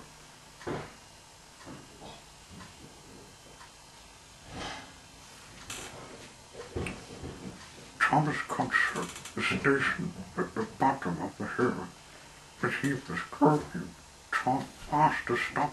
"Innocent, he cried. He hustled straight past the station platform. The passengers waiting there were quite surprised to see a little blog engine working. Oh, working so fast with the chain of tracks. At the punch ahead, Thomas could see that this lane split into top tracks. He hadn't ate hard. Knocking the lane was closed. He turned off the main lane, went into the gunshot.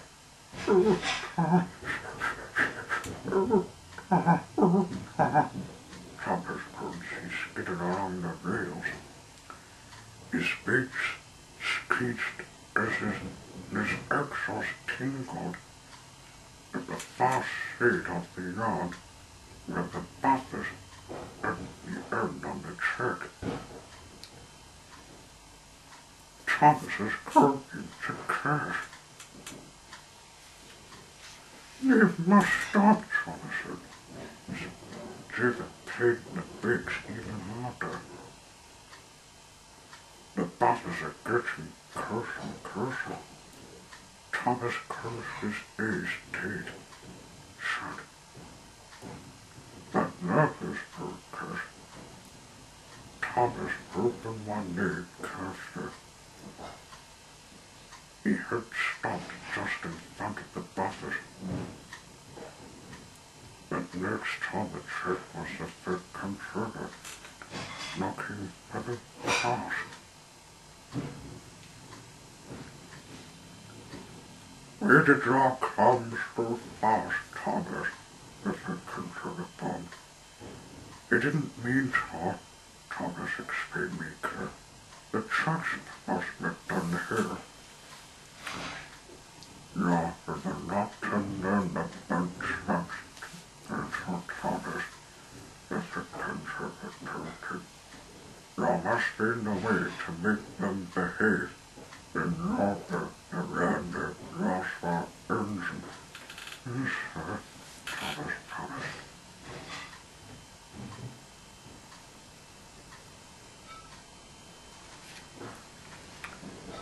The next day, Edward Thomas had to park the trucks properly and keep them in lane. When they paid the larger tricks, Thomas even stopped bumping them, except when they misbehaved. And then on, Thomas never complained about his coaches again. They were much easier to park in those troublesome trucks.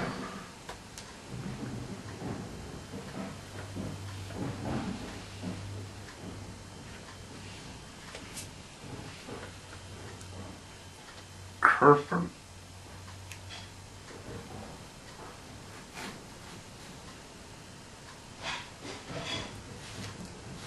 This is a story about Curtain and the truckee who helps Victor when the engines on the Minnesota steamworks. Clemson Curtain is not to learn that when Spencer got into trouble, what Curtain comes from his first car.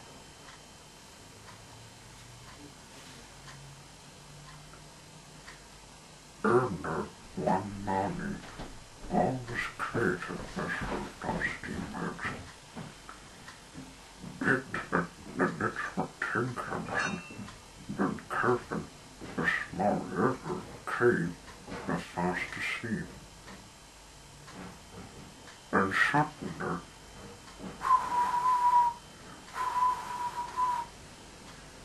the noise of an engine whistling lightly with the mud. Chimney church Curtain. The chain must be. What was that noise? It's Spencer's whistle. Repeated that April, it's not a sound anywhere. Spencer was visiting from the mainland. He wanted everyone to know he had lived on Fulton.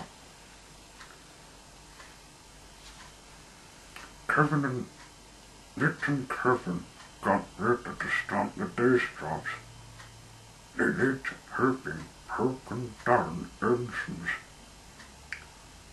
Get back on the wheels again. Let's get to work, Kevin said Victor Bishop. Yes, boss. What, Kevin? He wheeled sneakily toward the corner of the works, but he wasn't watching what he was doing. He dropped some engine parts and landed in the cave. Victor shut his eyes. Kevin, surrender. Sorry, boss, said Kevin. There's a ship of a hawk. Meanwhile, Spencer had steam detective search. The engines were still closing and said, that's what Spencer.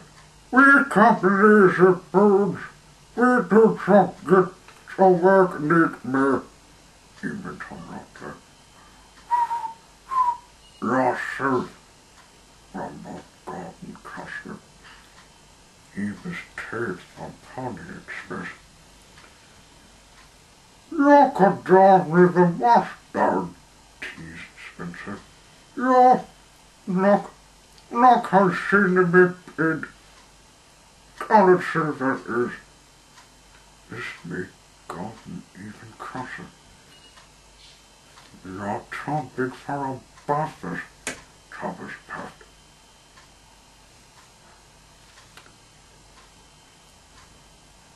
Thomas's claw knit his friend Thomas built up steam.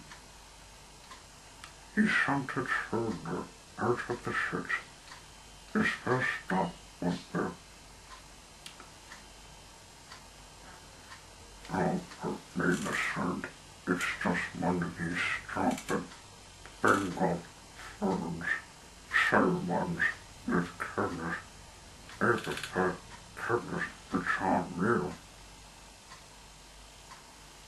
Like this one, which you can't film on these box computers, even more box computers.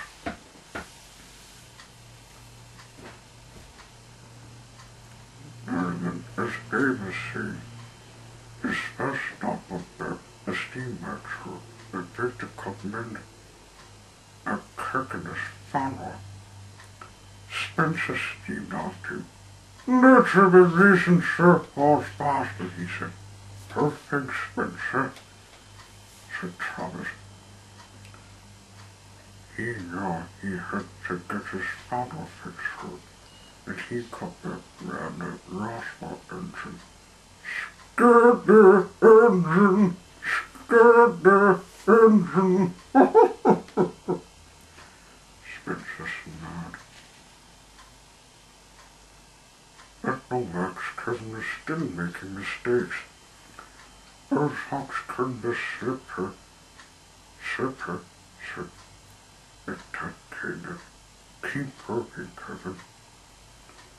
Just then Thomas puffed in with Spencer. Kevin was so excited to serve them that he mirrored straight into a heap of scrapping.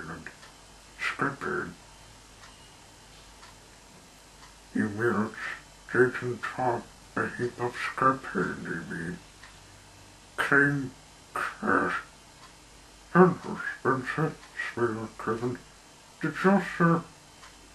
You don't need a helping hand. No, we don't not. Wiggins and Sleep will never be done. Spencer snarled. Kevin wanted to show how sorry he was, but he had so much at once. The road was so perfect, except from Kevin's hawk and landed, waiting until Spencer. Clean, crash, bang.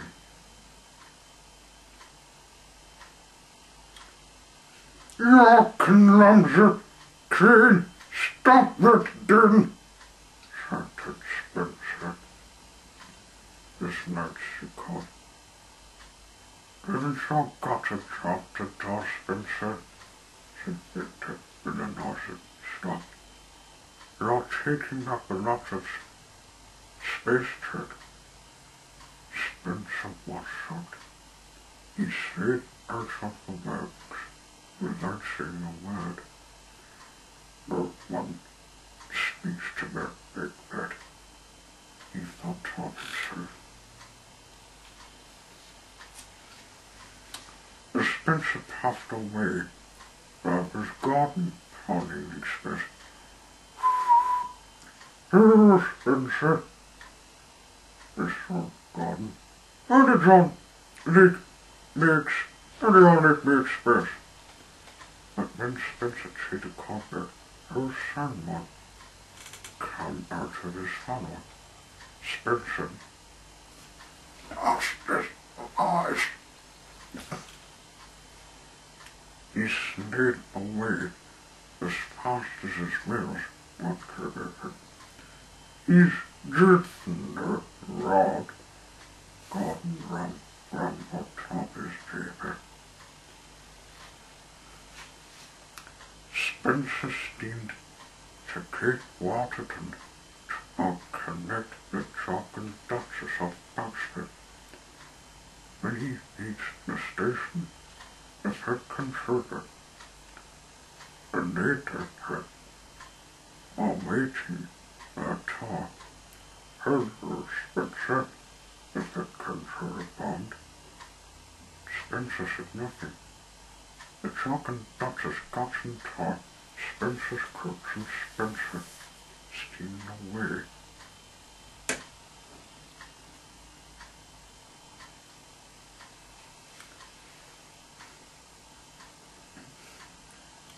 That night, when Spencer puffed into the sheds, Gordon was telling the engines how wrong Spencer had been that day.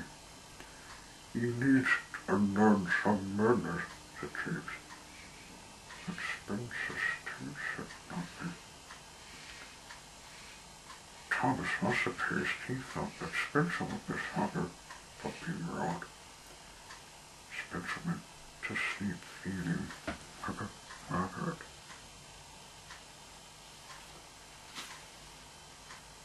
The next morning, Spencer was still bothered. His funnel felt funny, and he still couldn't speak. He knew that he couldn't tell the steamworks to be mended, because he had been unkind to Kevin. He set off to collect the Jock and Duchess. He had to take them to the docks and tail for the ferry. He took the track that ran behind the steamworks. Spence was cruising along nicely until suddenly he stopped with a splatter. Now Spencer had run out of water too.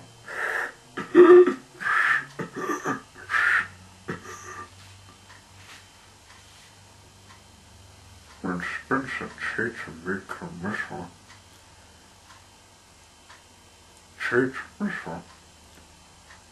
all that came out was a funny, muffled sound.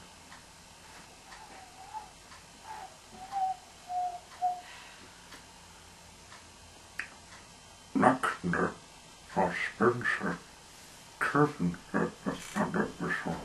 He wheeled behind the waves to see what was making the noise. He was surprised his suspense had broken down. "Oh, mother," Spencer said, Kevin here. "We can get our fix." Spencer had never been more pleased to see Kevin. He smiled at the little kid.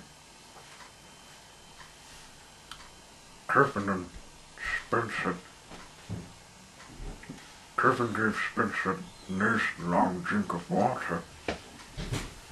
Well, later, mended Spencer's whistle. Then Kevin finished his jobs carefully. He tightened the tracks and moved metal without a single cane. Soon Spencer felt much better. "Thank God," he said to Kevin at the grave. "Sorry, it was wrong." He connected the Jock and Duchess and arrived at the docks just in time for the ferry. Kevin and Spencer are now great friends. Spencer always visits Kevin whenever he comes to Sultan. He never hurts.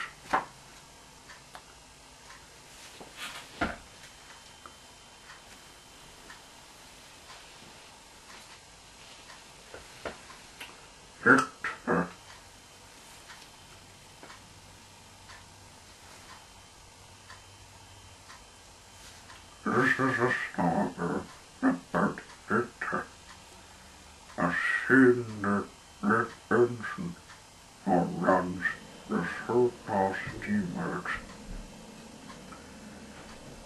But when Thomas went to take over, he took Victor to Sultan, hoping that when the lost engines listened to each other.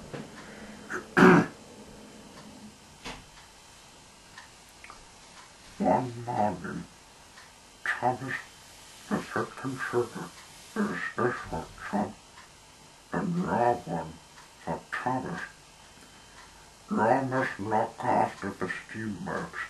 Mer ytterst is it the transferat. He spits after. Thomas's fit box sit visual and excitement. He loved visiting steamers. Make sure I listened to Victor Carter. He walked without everything you need to do if it comes to the two Thomas. Yes, sir. Thomas mission Victor. See, said Tom. When Thomas arrived at the steamworks, Victor was waiting for him.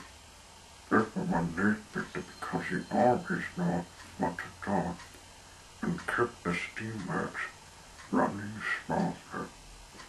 Hello, their friend, he smiled. Today is going to be a busy day for us. It need to be busy, Victor, thought Thomas. He couldn't wait to get started. Now, Thomas, said Victor's friend, when an engine comes in, you must listen carefully to the problem. If you get stuck, ask Kevin. A cheerful, younger king mirrored to watch Thomas and Victor. It's it, Thomas, said Kevin. Just ask me if you'll get in the fix. But Thomas was too excited to listen. He just wanted to get on with this very important job. Hope never Victor. They heard what to do, he thought. We'll better get working or more than late. Victor puffed off towards the transfer house. Thomas's now in charge. Before long, Spencer steamed into the steamworks. His senior paint was scarce. Where's Victor? Spencer asked. He's away today, Amy thought, Thomas agreed. I'll check from Missile to Wheels. Kevin was married. Spencer was earning the needs and not coat. Spencer earning the needs and not coat with Pink Thomas. He said. But Thomas wasn't listening to Kevin. After all, he was in charge. Put Spencer up on the horse, Kevin, he said, watching it without puffing away. The frog purpose later, Hilmer revealed the steamworks. He was stuttering, wheezing, and sneezing. He was supposed to send Thomas instead of Victor. Victor's away today. He was hard, said Thomas. Paper, what's wrong, y'all? Being given the wrong code, Hilmer. Oh, Thomas. There's no special code. The problem is, Hilmer beast. But Thomas wasn't listening. After all, he was in charge. He asked Kevin to fix Hilmer's code. Next, James puffed in on the steamworks. His funnel was blocked with strong twigs. Where's Victor? He puffed Hilmer. He's away today, Amy thought, said Thomas. What you'll need is under our funnel, James. But Thomas wasn't listening. He was in charge. Kevin finished by funnel first, he taunted. Thomas looked around the busy steamworks and said, hard indeed. Per Kevin wheeled this way and that. His mother, he wanted to hurt the Thomas had given the natural key. Watch Tom made the jobs to do. Then there was trouble. He's couldn't invest.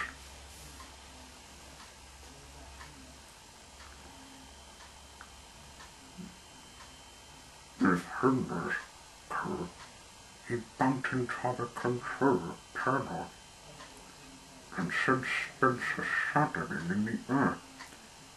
He's been hurt, said Kevin Pate. He dropped all their curve into paste and black dust flew everywhere. The engines couldn't a thing. Henry biffed into James, and James blew off the biggest puff of steam he'd ever heard. Sawing the gleaming steam works was covered in salt, pigs and straw. Thomas heard a voice from the dark clouds of dust. Sisney Surda, what has happened from the beautiful steam works? It was Victor.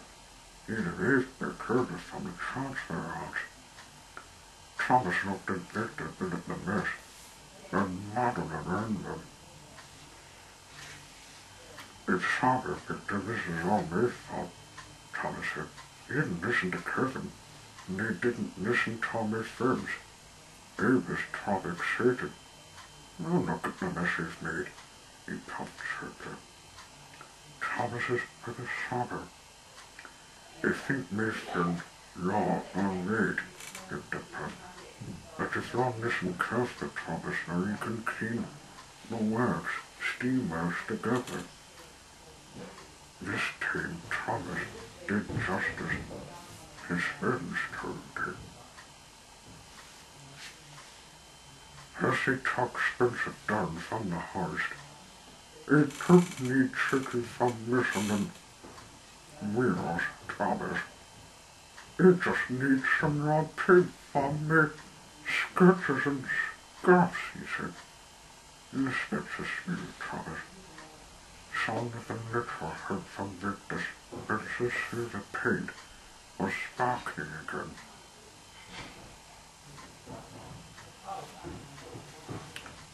Next, Victor Thomas talked Hinder. Here's my special crew, he told them, but my third box is making their knees and sneeze. Now that he knows what the real problem was, Thomas knew just what to talk. Took Victor, Thomas whistled. Roth box needs a key, that's all. Thomas must read. After Victor Thomas had heard clean Herder's big box, Herder must have got his jaw. Last of all, Thomas and Victor went to hurt James.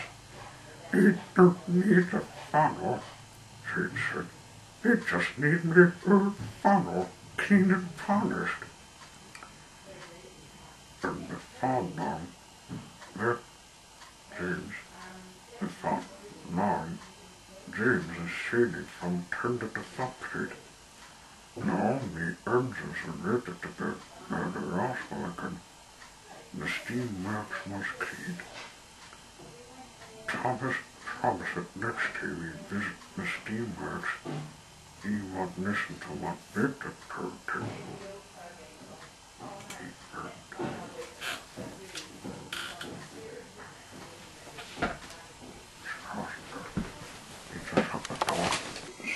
Said it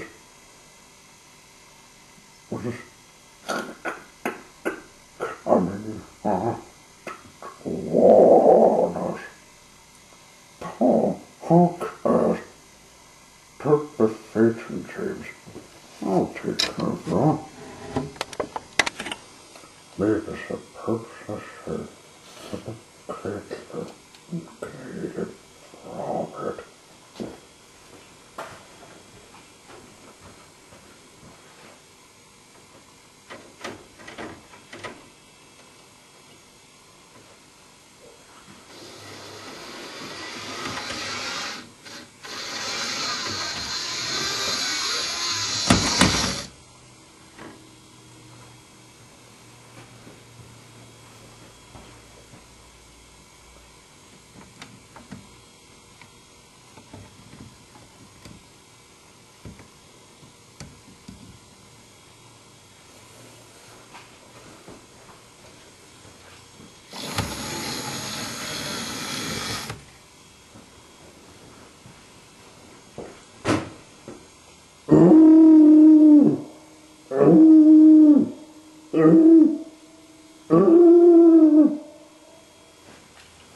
This heat hasn't been arranged. James's David Freeman kicks us out the door.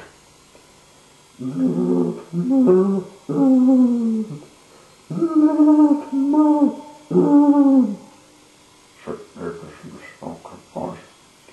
No, answered James. Not by the smoke of my chin, the chin. Oh, and break your darling.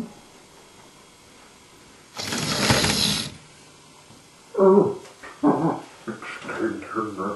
Excuse me, it's never bedtime. It must be mid-God. It was morning when Hilda returned. Where was your being? Asked James. Oh, well, said Hilda. In your office heard about Mavis and they didn't need talk. In short, they slipped in the concert. Oh, you went on. Father can't stop. God's a big fish. Mavis moved up. Well, she exclaimed. What do I do for fish? In the one pink chocolate cage. But her Hilda has just seen a curse. And then she earned off the speech father. Baby.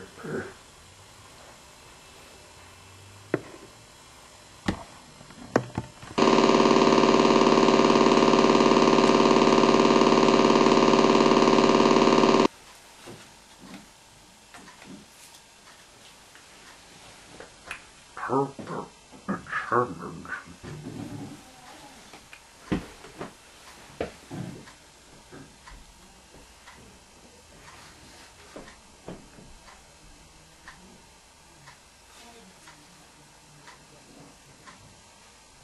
This is a father of Herbert and Sherman. Herbert not people, but everyone thought he was tall for a person. He felt with a spirit when one day someone came to his rescue. Herbert was a German. It catches and secrets in the coach called Henrietta. Herbert not people see. He was always helping when he could help them out. He was such a trustful person that people need to help him talk. Herbert and Henrietta worked on the next one day. Now the holiday time. They worked very hard, taking trucks from the farms to the main lane. But they could have brought passengers.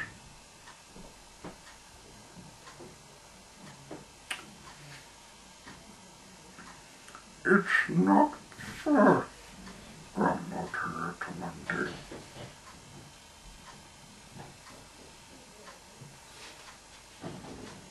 The buses are always full of people. The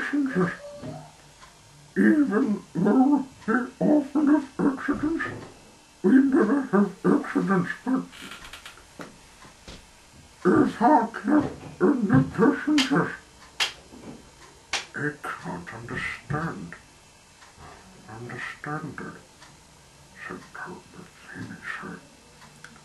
Sometimes the people on the buses laughed at Herbert and called him old-fashioned. This made Herbert cross. It seems they were not carrying him. One day, a car stopped nearby and 12 boys, 12 children jumped out. Come and look at this engine, a little girl called, little boy called. And this knocking stunt gentleman ordered with tornadoes. That's a train engine, explained the stunt gentleman. A special kind of steam train. Can we have a maid in it? Asked the little girl. They all cleaned into nature, and the guard blew his whistle.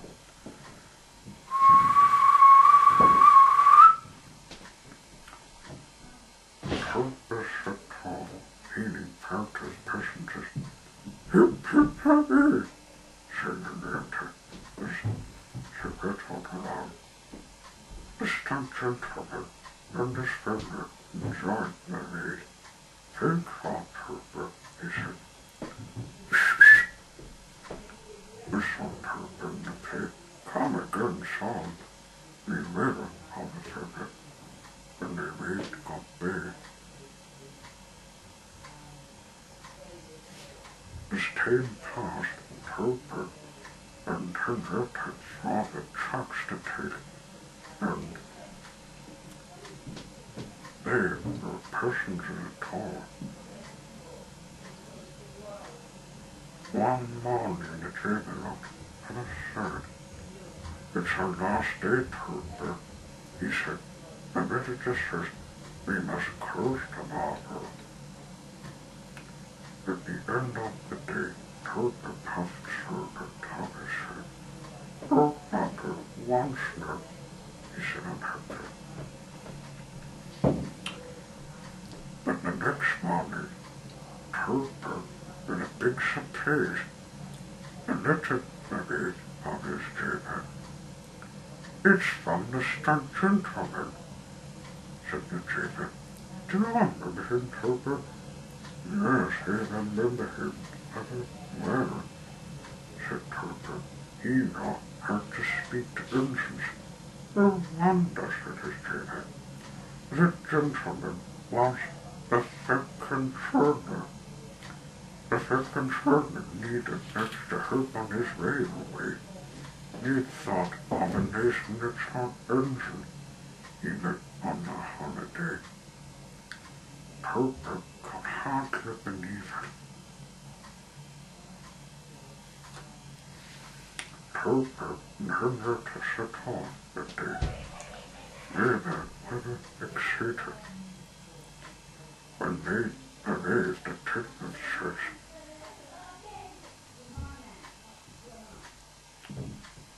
the third controller came to meet them. "Thanks all very much for asking me to come, sir," said Herbert. "I'm glad you're not, Herbert," said the third controller. "I hope you'll work on the Roswell engine. Just need Thomas." "I'll chase her," said Herbert. Thomas came up to say hello. He heard Herbert walk the dog. They were some very good friends. Herbert loved working on the second service railway, and he soon learned to build the rather Roswell engine. Next to Thomas's branch name was a little cottage. The native who lived there noticed a turban Thomas passing past.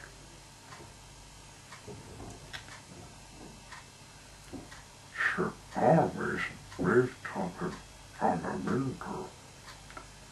That is Mrs. Kaner, said Thomas to Turban.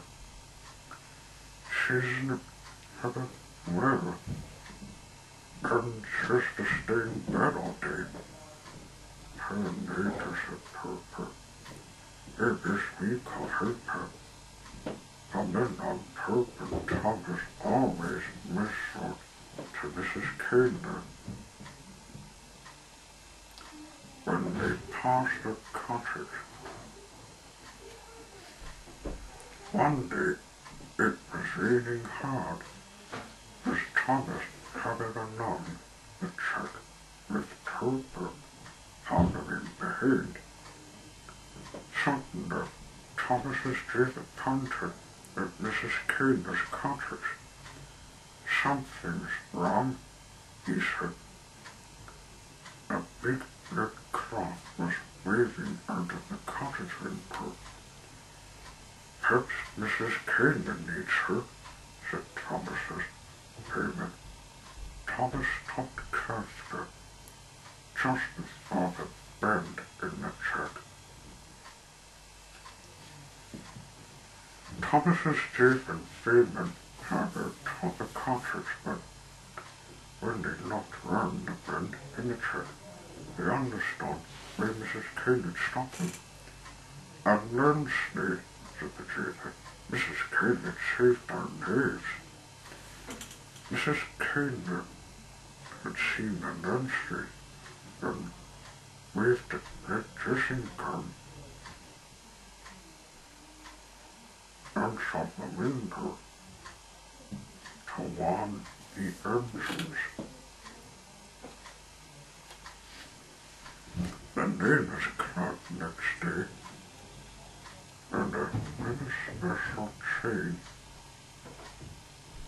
passed along the branch lane towards Mrs. Kaner's cottage. First came Turban, then Thomas, with Erna and Creditor.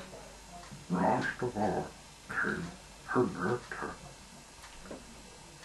The second Turban was the tall. Everyone wanted to see Finkrot and Mrs. Kaner.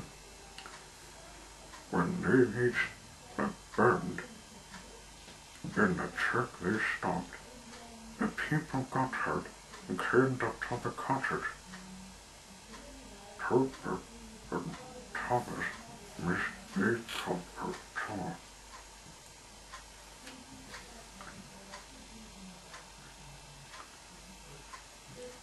Thomas's jailer gave Mrs. Kaner an audition gun. The God gave us some grapes, and Turban Thomas sent some crews a present.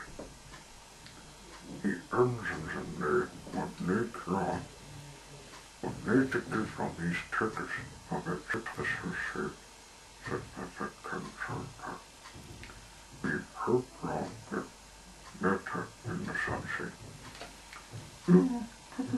Kind, said Mrs. Kaner. Turban and Thomas brought the whistles to say Finkrot. Turban said to Turban that he'd come to work on the second service railway.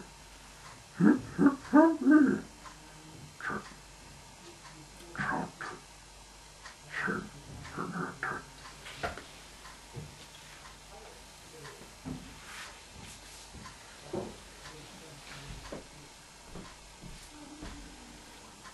Never.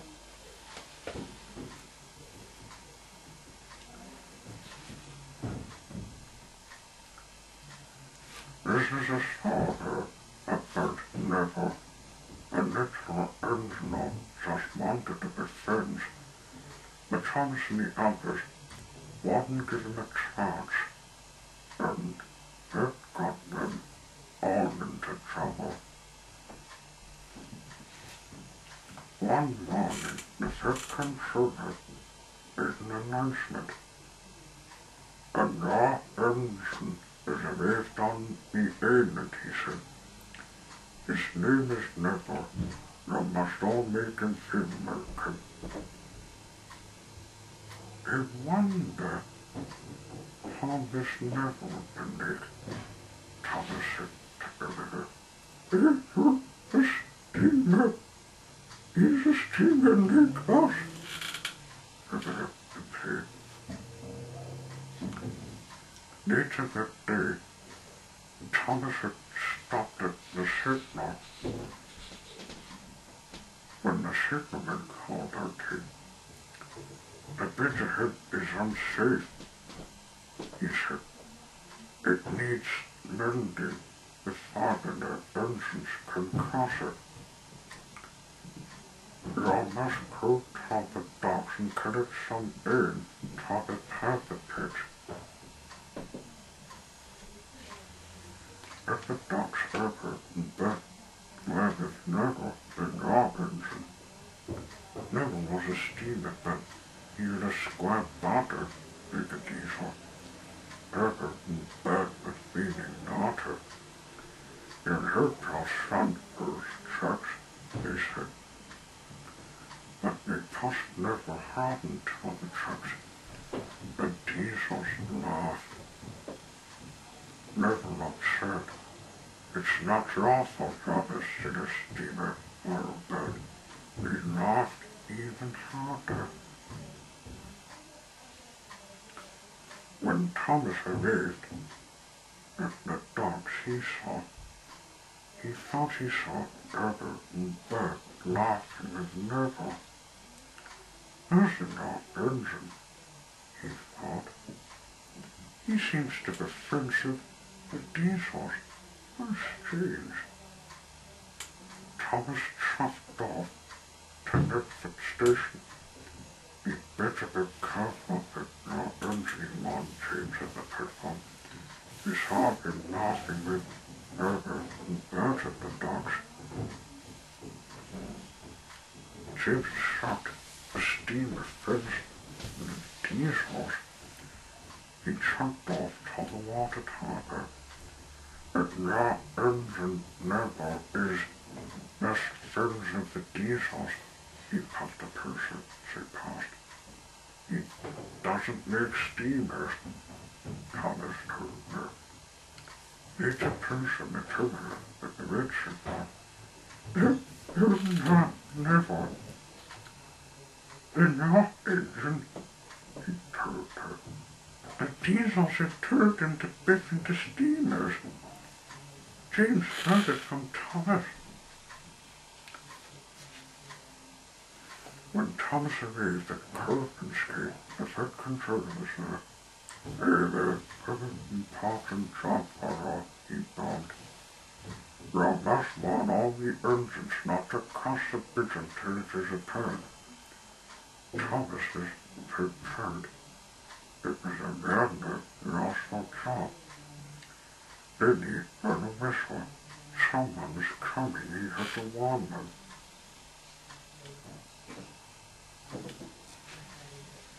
But when Thomas saw it was Neville, he forgot all about his important job. He's pulling Bernard and Clever, Thomas spoke to Custer. Harry Curtis not his. Bernard, of Neville Perker. I'm not talking to her, Thomas said. Neville was puzzled and said. When Neville found in the next target, Neville gave her a big finger smile. He heard her bumpiness of it, Thomas. Eminent, Mr. Steve. It's no loss. Seem to make friends with me, she said kindly. You're going to listen to all the steamers just like the diesels.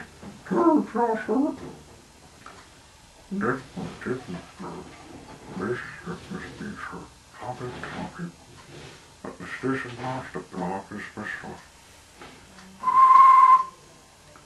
And Neville let the truck circle away.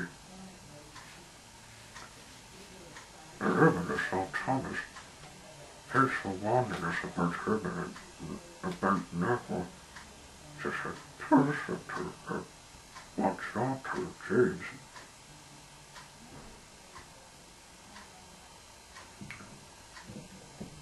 Thomas's mother supposed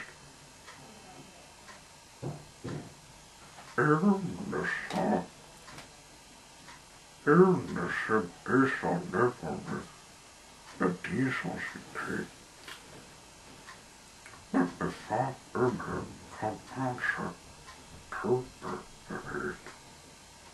If not, he cut Santa's son ever in bed. They're horrible to Neville with the dogs. So the diesels let Neville spins at all.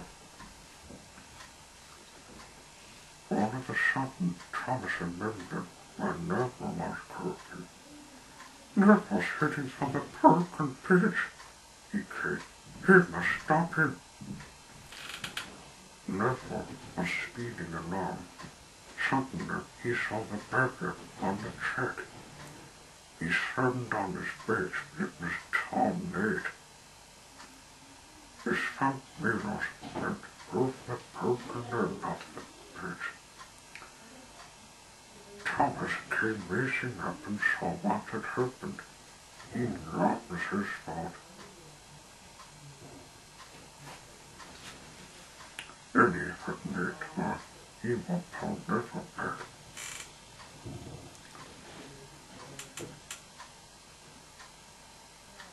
Thomas Dean's helper and Clough on top of the bridge. He took the basket onto Crocodile, and Thomas's gave a coupled Crocodile Tommy. Thomas's mother scared, so that instead he began to pull Neville back from the edge. The bridge creaked. Thomas had a habit. With one big puff, he pulled Neville to safety. Bridge, whistled Neville, water than these. It sounded one shot from Thomas, but Davis told better beneath him instead of starters. They thought John didn't need steamers, couldn't off the district. All this, Pete Neville, that's the fence. Thomas gave Neville a big nod, but from now on he wanted the best friend. Wanted the best friend ever. It really hurt.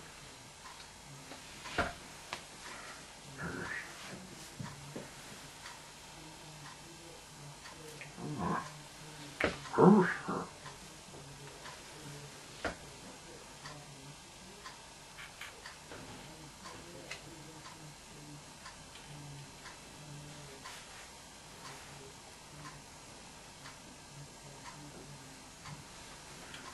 This is a starbird, a bird, Hershey. It said that 10 crimson. I'll need to copy Thomas. This made Thomas cross into one day. Hershey thought just hard to bear, and lost also cut there. It was a stormy day the stormy season on the island of Surfdale, and Thomas was busy delivering the mail to the far part on the island. At the end of the lane, on the farm at the top of the hill, lives the little girl called Alice. Today was Phyllis's birthday, and Thomas's cooking to deliver all the birthday cards and presents. Well, Thomas was at the station being voted at also the little purple Tinkerton on the city. Hello, Thomas, asked Hershey. The path was all hers, except the day Thomas. Hershey cheated on everything, just need Thomas. ze treetal isnikin, ze treetal wissonikin, ze niet Thomas hoort, maar ze wanted to betosnikin. Thomas didn't make this, it made him cross. Maybe I'll care him, asked Herschel. It's Edison's birthday, repeated Thomas. They've taken on their persons to his farm. They've hoping to make sure she gets them all untamed. Just then, her boat swooped down. I'm afraid it's got a storm warning, he went. "Now, I'd better be careful on those hay tricks, Thomas. The winds can cause landslides up there." Thomas didn't want to let Ernest down. "Hey, winds are bothering her," he puffed. "I'm there," asked Rosa. "How come he's not back in?" But Thomas didn't want Rosa to come. "Oh, think I'll manage on my own." He chuffed and pawed away quicker. But Rosa wouldn't take no for an answer. She cheeky and followed after him. Thomas sped along the lane to his farm. Susan was working very hard. The sky got darker and darker, and Sunday was purring with rain. Herschel can't follow me now, thought Thomas. She isn't strong enough. But Thomas is wrong. Herschel was following it behind. She whistled faster her. Thomas is very annoyed. When he came to the next junction, Thomas could either take the longer, easier trip to his farm, or the shorter and harder trip. Thomas knew the longer way would be safer, especially in a stormy weather. "I'll take the shorter way," he wheezed, and Herschel would follow them. Thomas puffed frivolously up the steep track as the storm grew stronger and stronger. Thomas once heard Herschel cotton, but behind the arm, all of a sudden there was a loud crack. Stones tumbled down the bank of top in front of Thomas. They covered the track completely. Thomas called her father, "Cinders and ashes," he cried. What was Thomas going to do? He still wanted to deliver Alice's presents, but the check was blocked. "I'll just have to bust me withdraw," Thomas thought. Some Thomases up his butters in modern stones. He tried to push on, but he couldn't. He tried to backhand, but he couldn't. Thomas was stuck.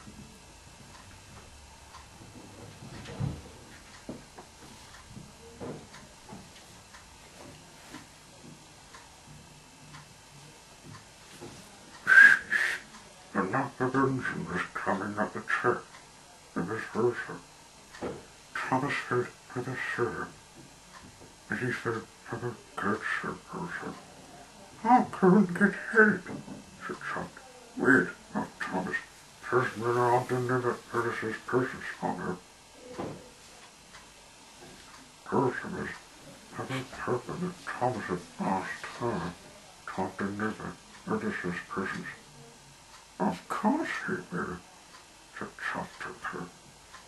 Herschel was so coupled up to Thomas's truth. she pulled away and steeper to the longer temperature to head on. Thomas waited for Rosa to come back. He was very hurt. Rosa followed him after all. When the sun Rosa came passing back down the lane, and Mrs. Margaret telephoned for help. She told Thomas Edmund is coming to Paula out. Then Thomas wrote to St. Rosa with a person from board and was in it. Thinks of us making sure we got me presents, and his told Thomas. They went for the nice. They couldn't have done it without Rosa's help, said Thomas. So, no. Now we can all celebrate our birthday together. Thomas peeped at her. Rosa peeped too, just like Thomas.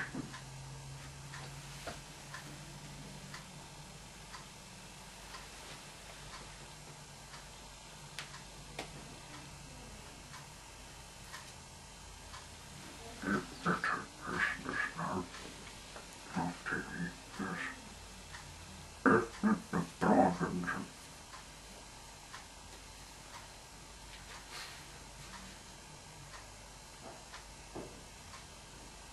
This is a song about Edmund the Bramgroatfilms.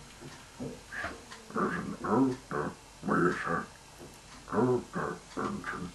He caught them nausea and robbers her. The big engines called in names that every song that starts to prod, and it was more talking and over there. Edmund was getting old. His parts were worn. The big engines called him old then because he couldn't see work. One day he was taking some empty petrol trucks to the market. Come on, come on, come on. After she kicked on the day. Oh, oh, oh, oh, oh, oh, oh. Screamed the tin trucks. Some cars are grazing in a field in the lane. When Edmund curted past the noise and spoke upset them, it hitched up the tails and ran. The cars charged across the field. They broke through the fencing, then crashed into the last four trucks.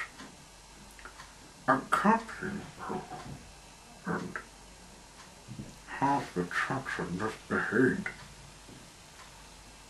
Edmund felt the truck stroke suddenly that he thought neither belonged to his Rosa. But those trucks, he cried, they can't become quicker. Edmund ran toward them. It reached the next station before he realized what had happened.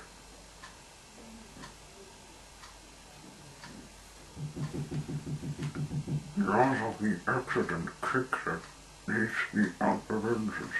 Sugar, and sugar, and such a laughing caused the baker's chain. I've gotten you and Dad on that about hatred, then he posted. Edmund pretended not to mind. October was cross. Turf matter, Edmund, he said. God is never mean to call on names. He doesn't know what he's talking about. Cars couldn't have ever troublesome. This made Edmund a little happier. The 5 days later, Gordon rushed from Edmund Station. Made the cars he knocked. She ran along the lane, but his children could see something on the bridge ahead. her down Gordon, he said in sort of steam. Pah, said Gordon. It's only a cow. Sure. He has not his shoulder onto the bed. But the cow wasn't so. She'd lost a calf and felt an owner. Gordon stopped. Blah! He hissed, but the cow could walk into water and not even murder. Gordon was scared and backed away, further away. His jailer and Freeman tried to send the cow away, but she wouldn't move. The guard heard, reported, at the nervous station. That must be Broadbell, said the porter. The calf is her, ready to go to market. You're being a trouble now. Mm-hmm. Broadbell, when she saw the calf, she nuzzled her picture. Gordon was at a crate. On his way to the station, he heard no one had heard about Broadbell, but the starboard son spread. Well, chuckled David. A big engine Negro saving the truck her. It wasn't a feed. Gone. He didn't want the birthing to hurt herself in running into her. Yes, Gordon said with the surrender. But he knows the real reason why Gordon had stopped. A few days later, Edmund was late with the passengers on James's train. It's and again, grumbled James. It is always keeping us waiting.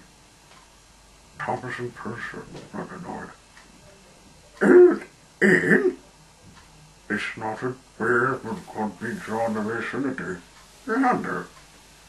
Asked James. You shall need to see him drive it. David heard James as he pulled up into the station.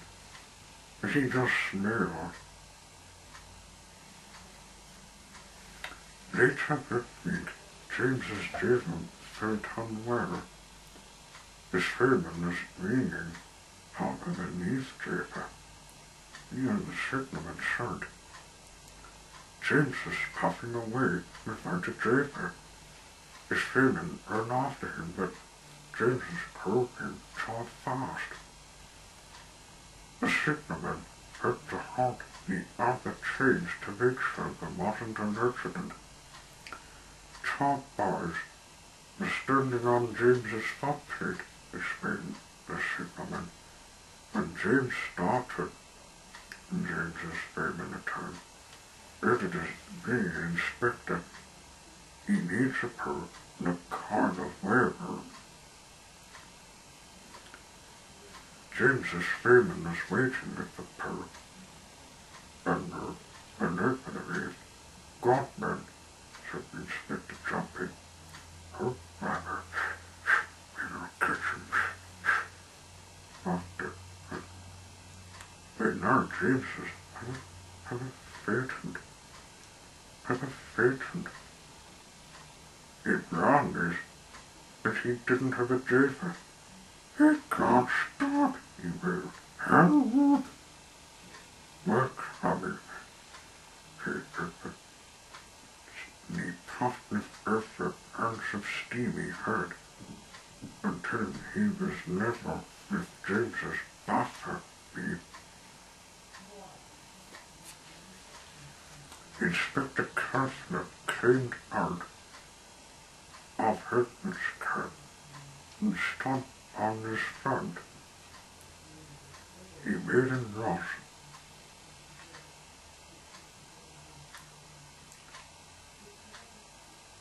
Out of the boat and tied it to the end of the pole.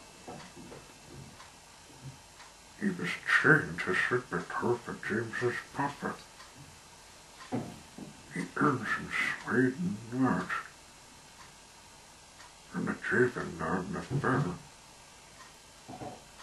and he saved himself just in time. At last he did it. Got her, he shouted, and Plumpton lost Tate. Ran James's buffer. Then he cast the canes back into Edmund's tent.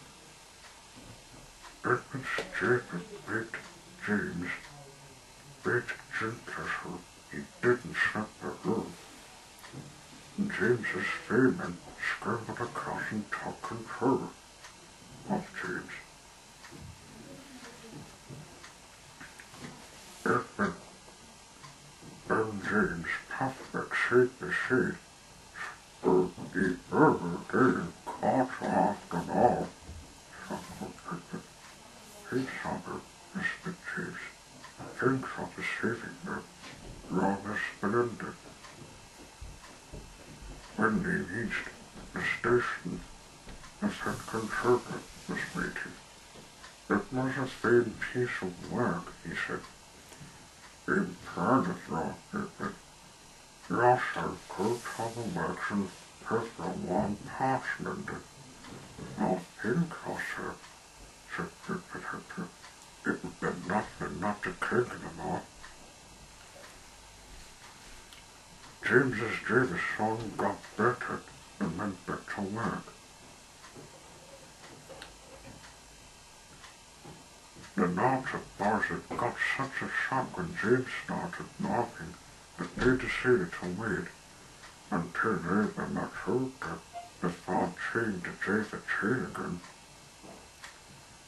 When Edmund came home, he felt neat and yawning, and James and all the apprehensions gave him a tremendous welcome.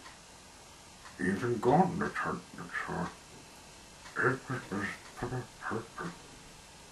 He would never be called hurricane again.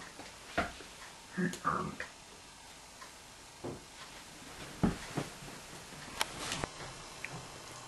Purple takes the flame tipper.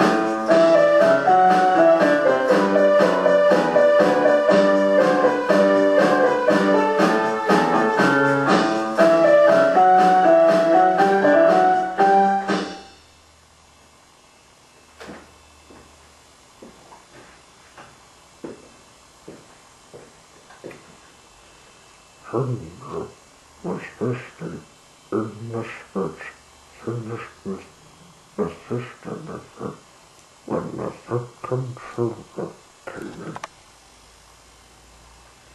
Jag bepaling expressförvarer gardens not well, but how take the mixture of fish, asked her. Can they help? Said Herbert. Yes, I can, Herbert. You think I can get things natural, said.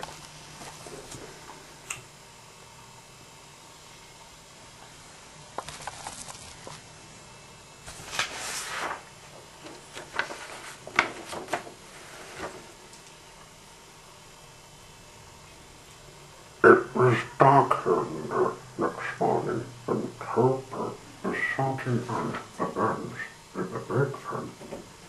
But the workmen had got to couple there on Herbert. He went to sleep, waiting.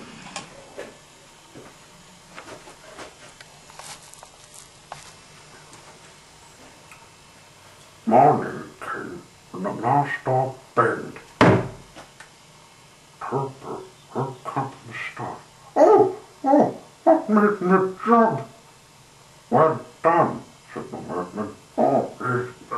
Good day, Tara. Off he went, but he didn't take the big fin.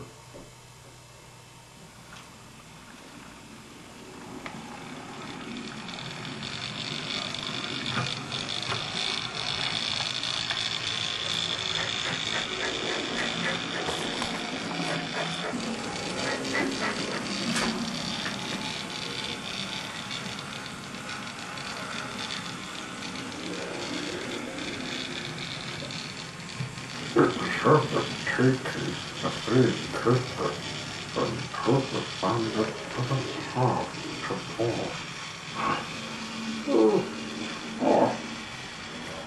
He didn't fall. This Herbert half people never made when it gets into income not.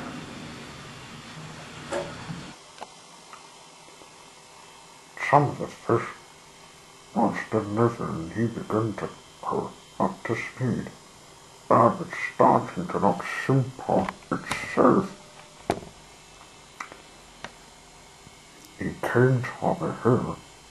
He went up it, but he felt the Captain Hook creak.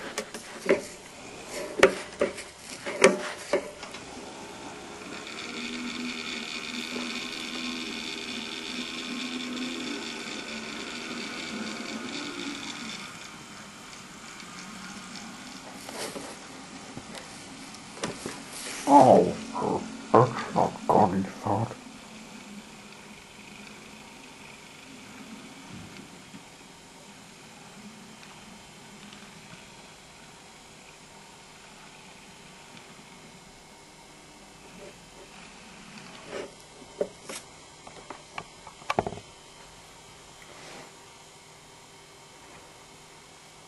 I'll have to fix it when we get to the top. But he never got the chance. The hook came off. Oh. Henry came up the hill and saw the very fish coming.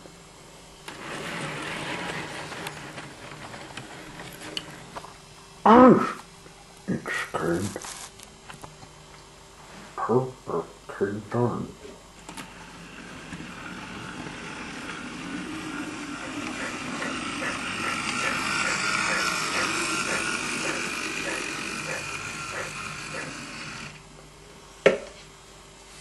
Father, it dropped it. If it got to have the big fin on. That's all right. The fish is not wasted. But it isn't. Some chaps are into it. Don't get it keyed.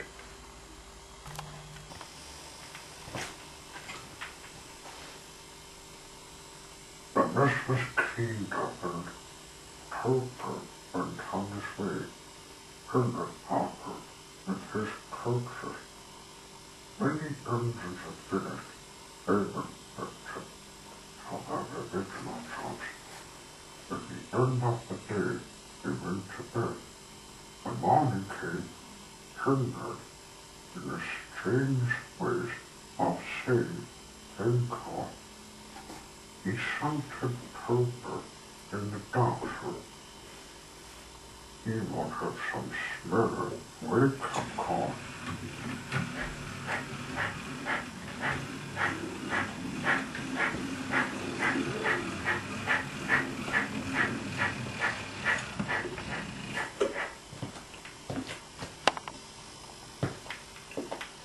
That's the end of the speech, Father.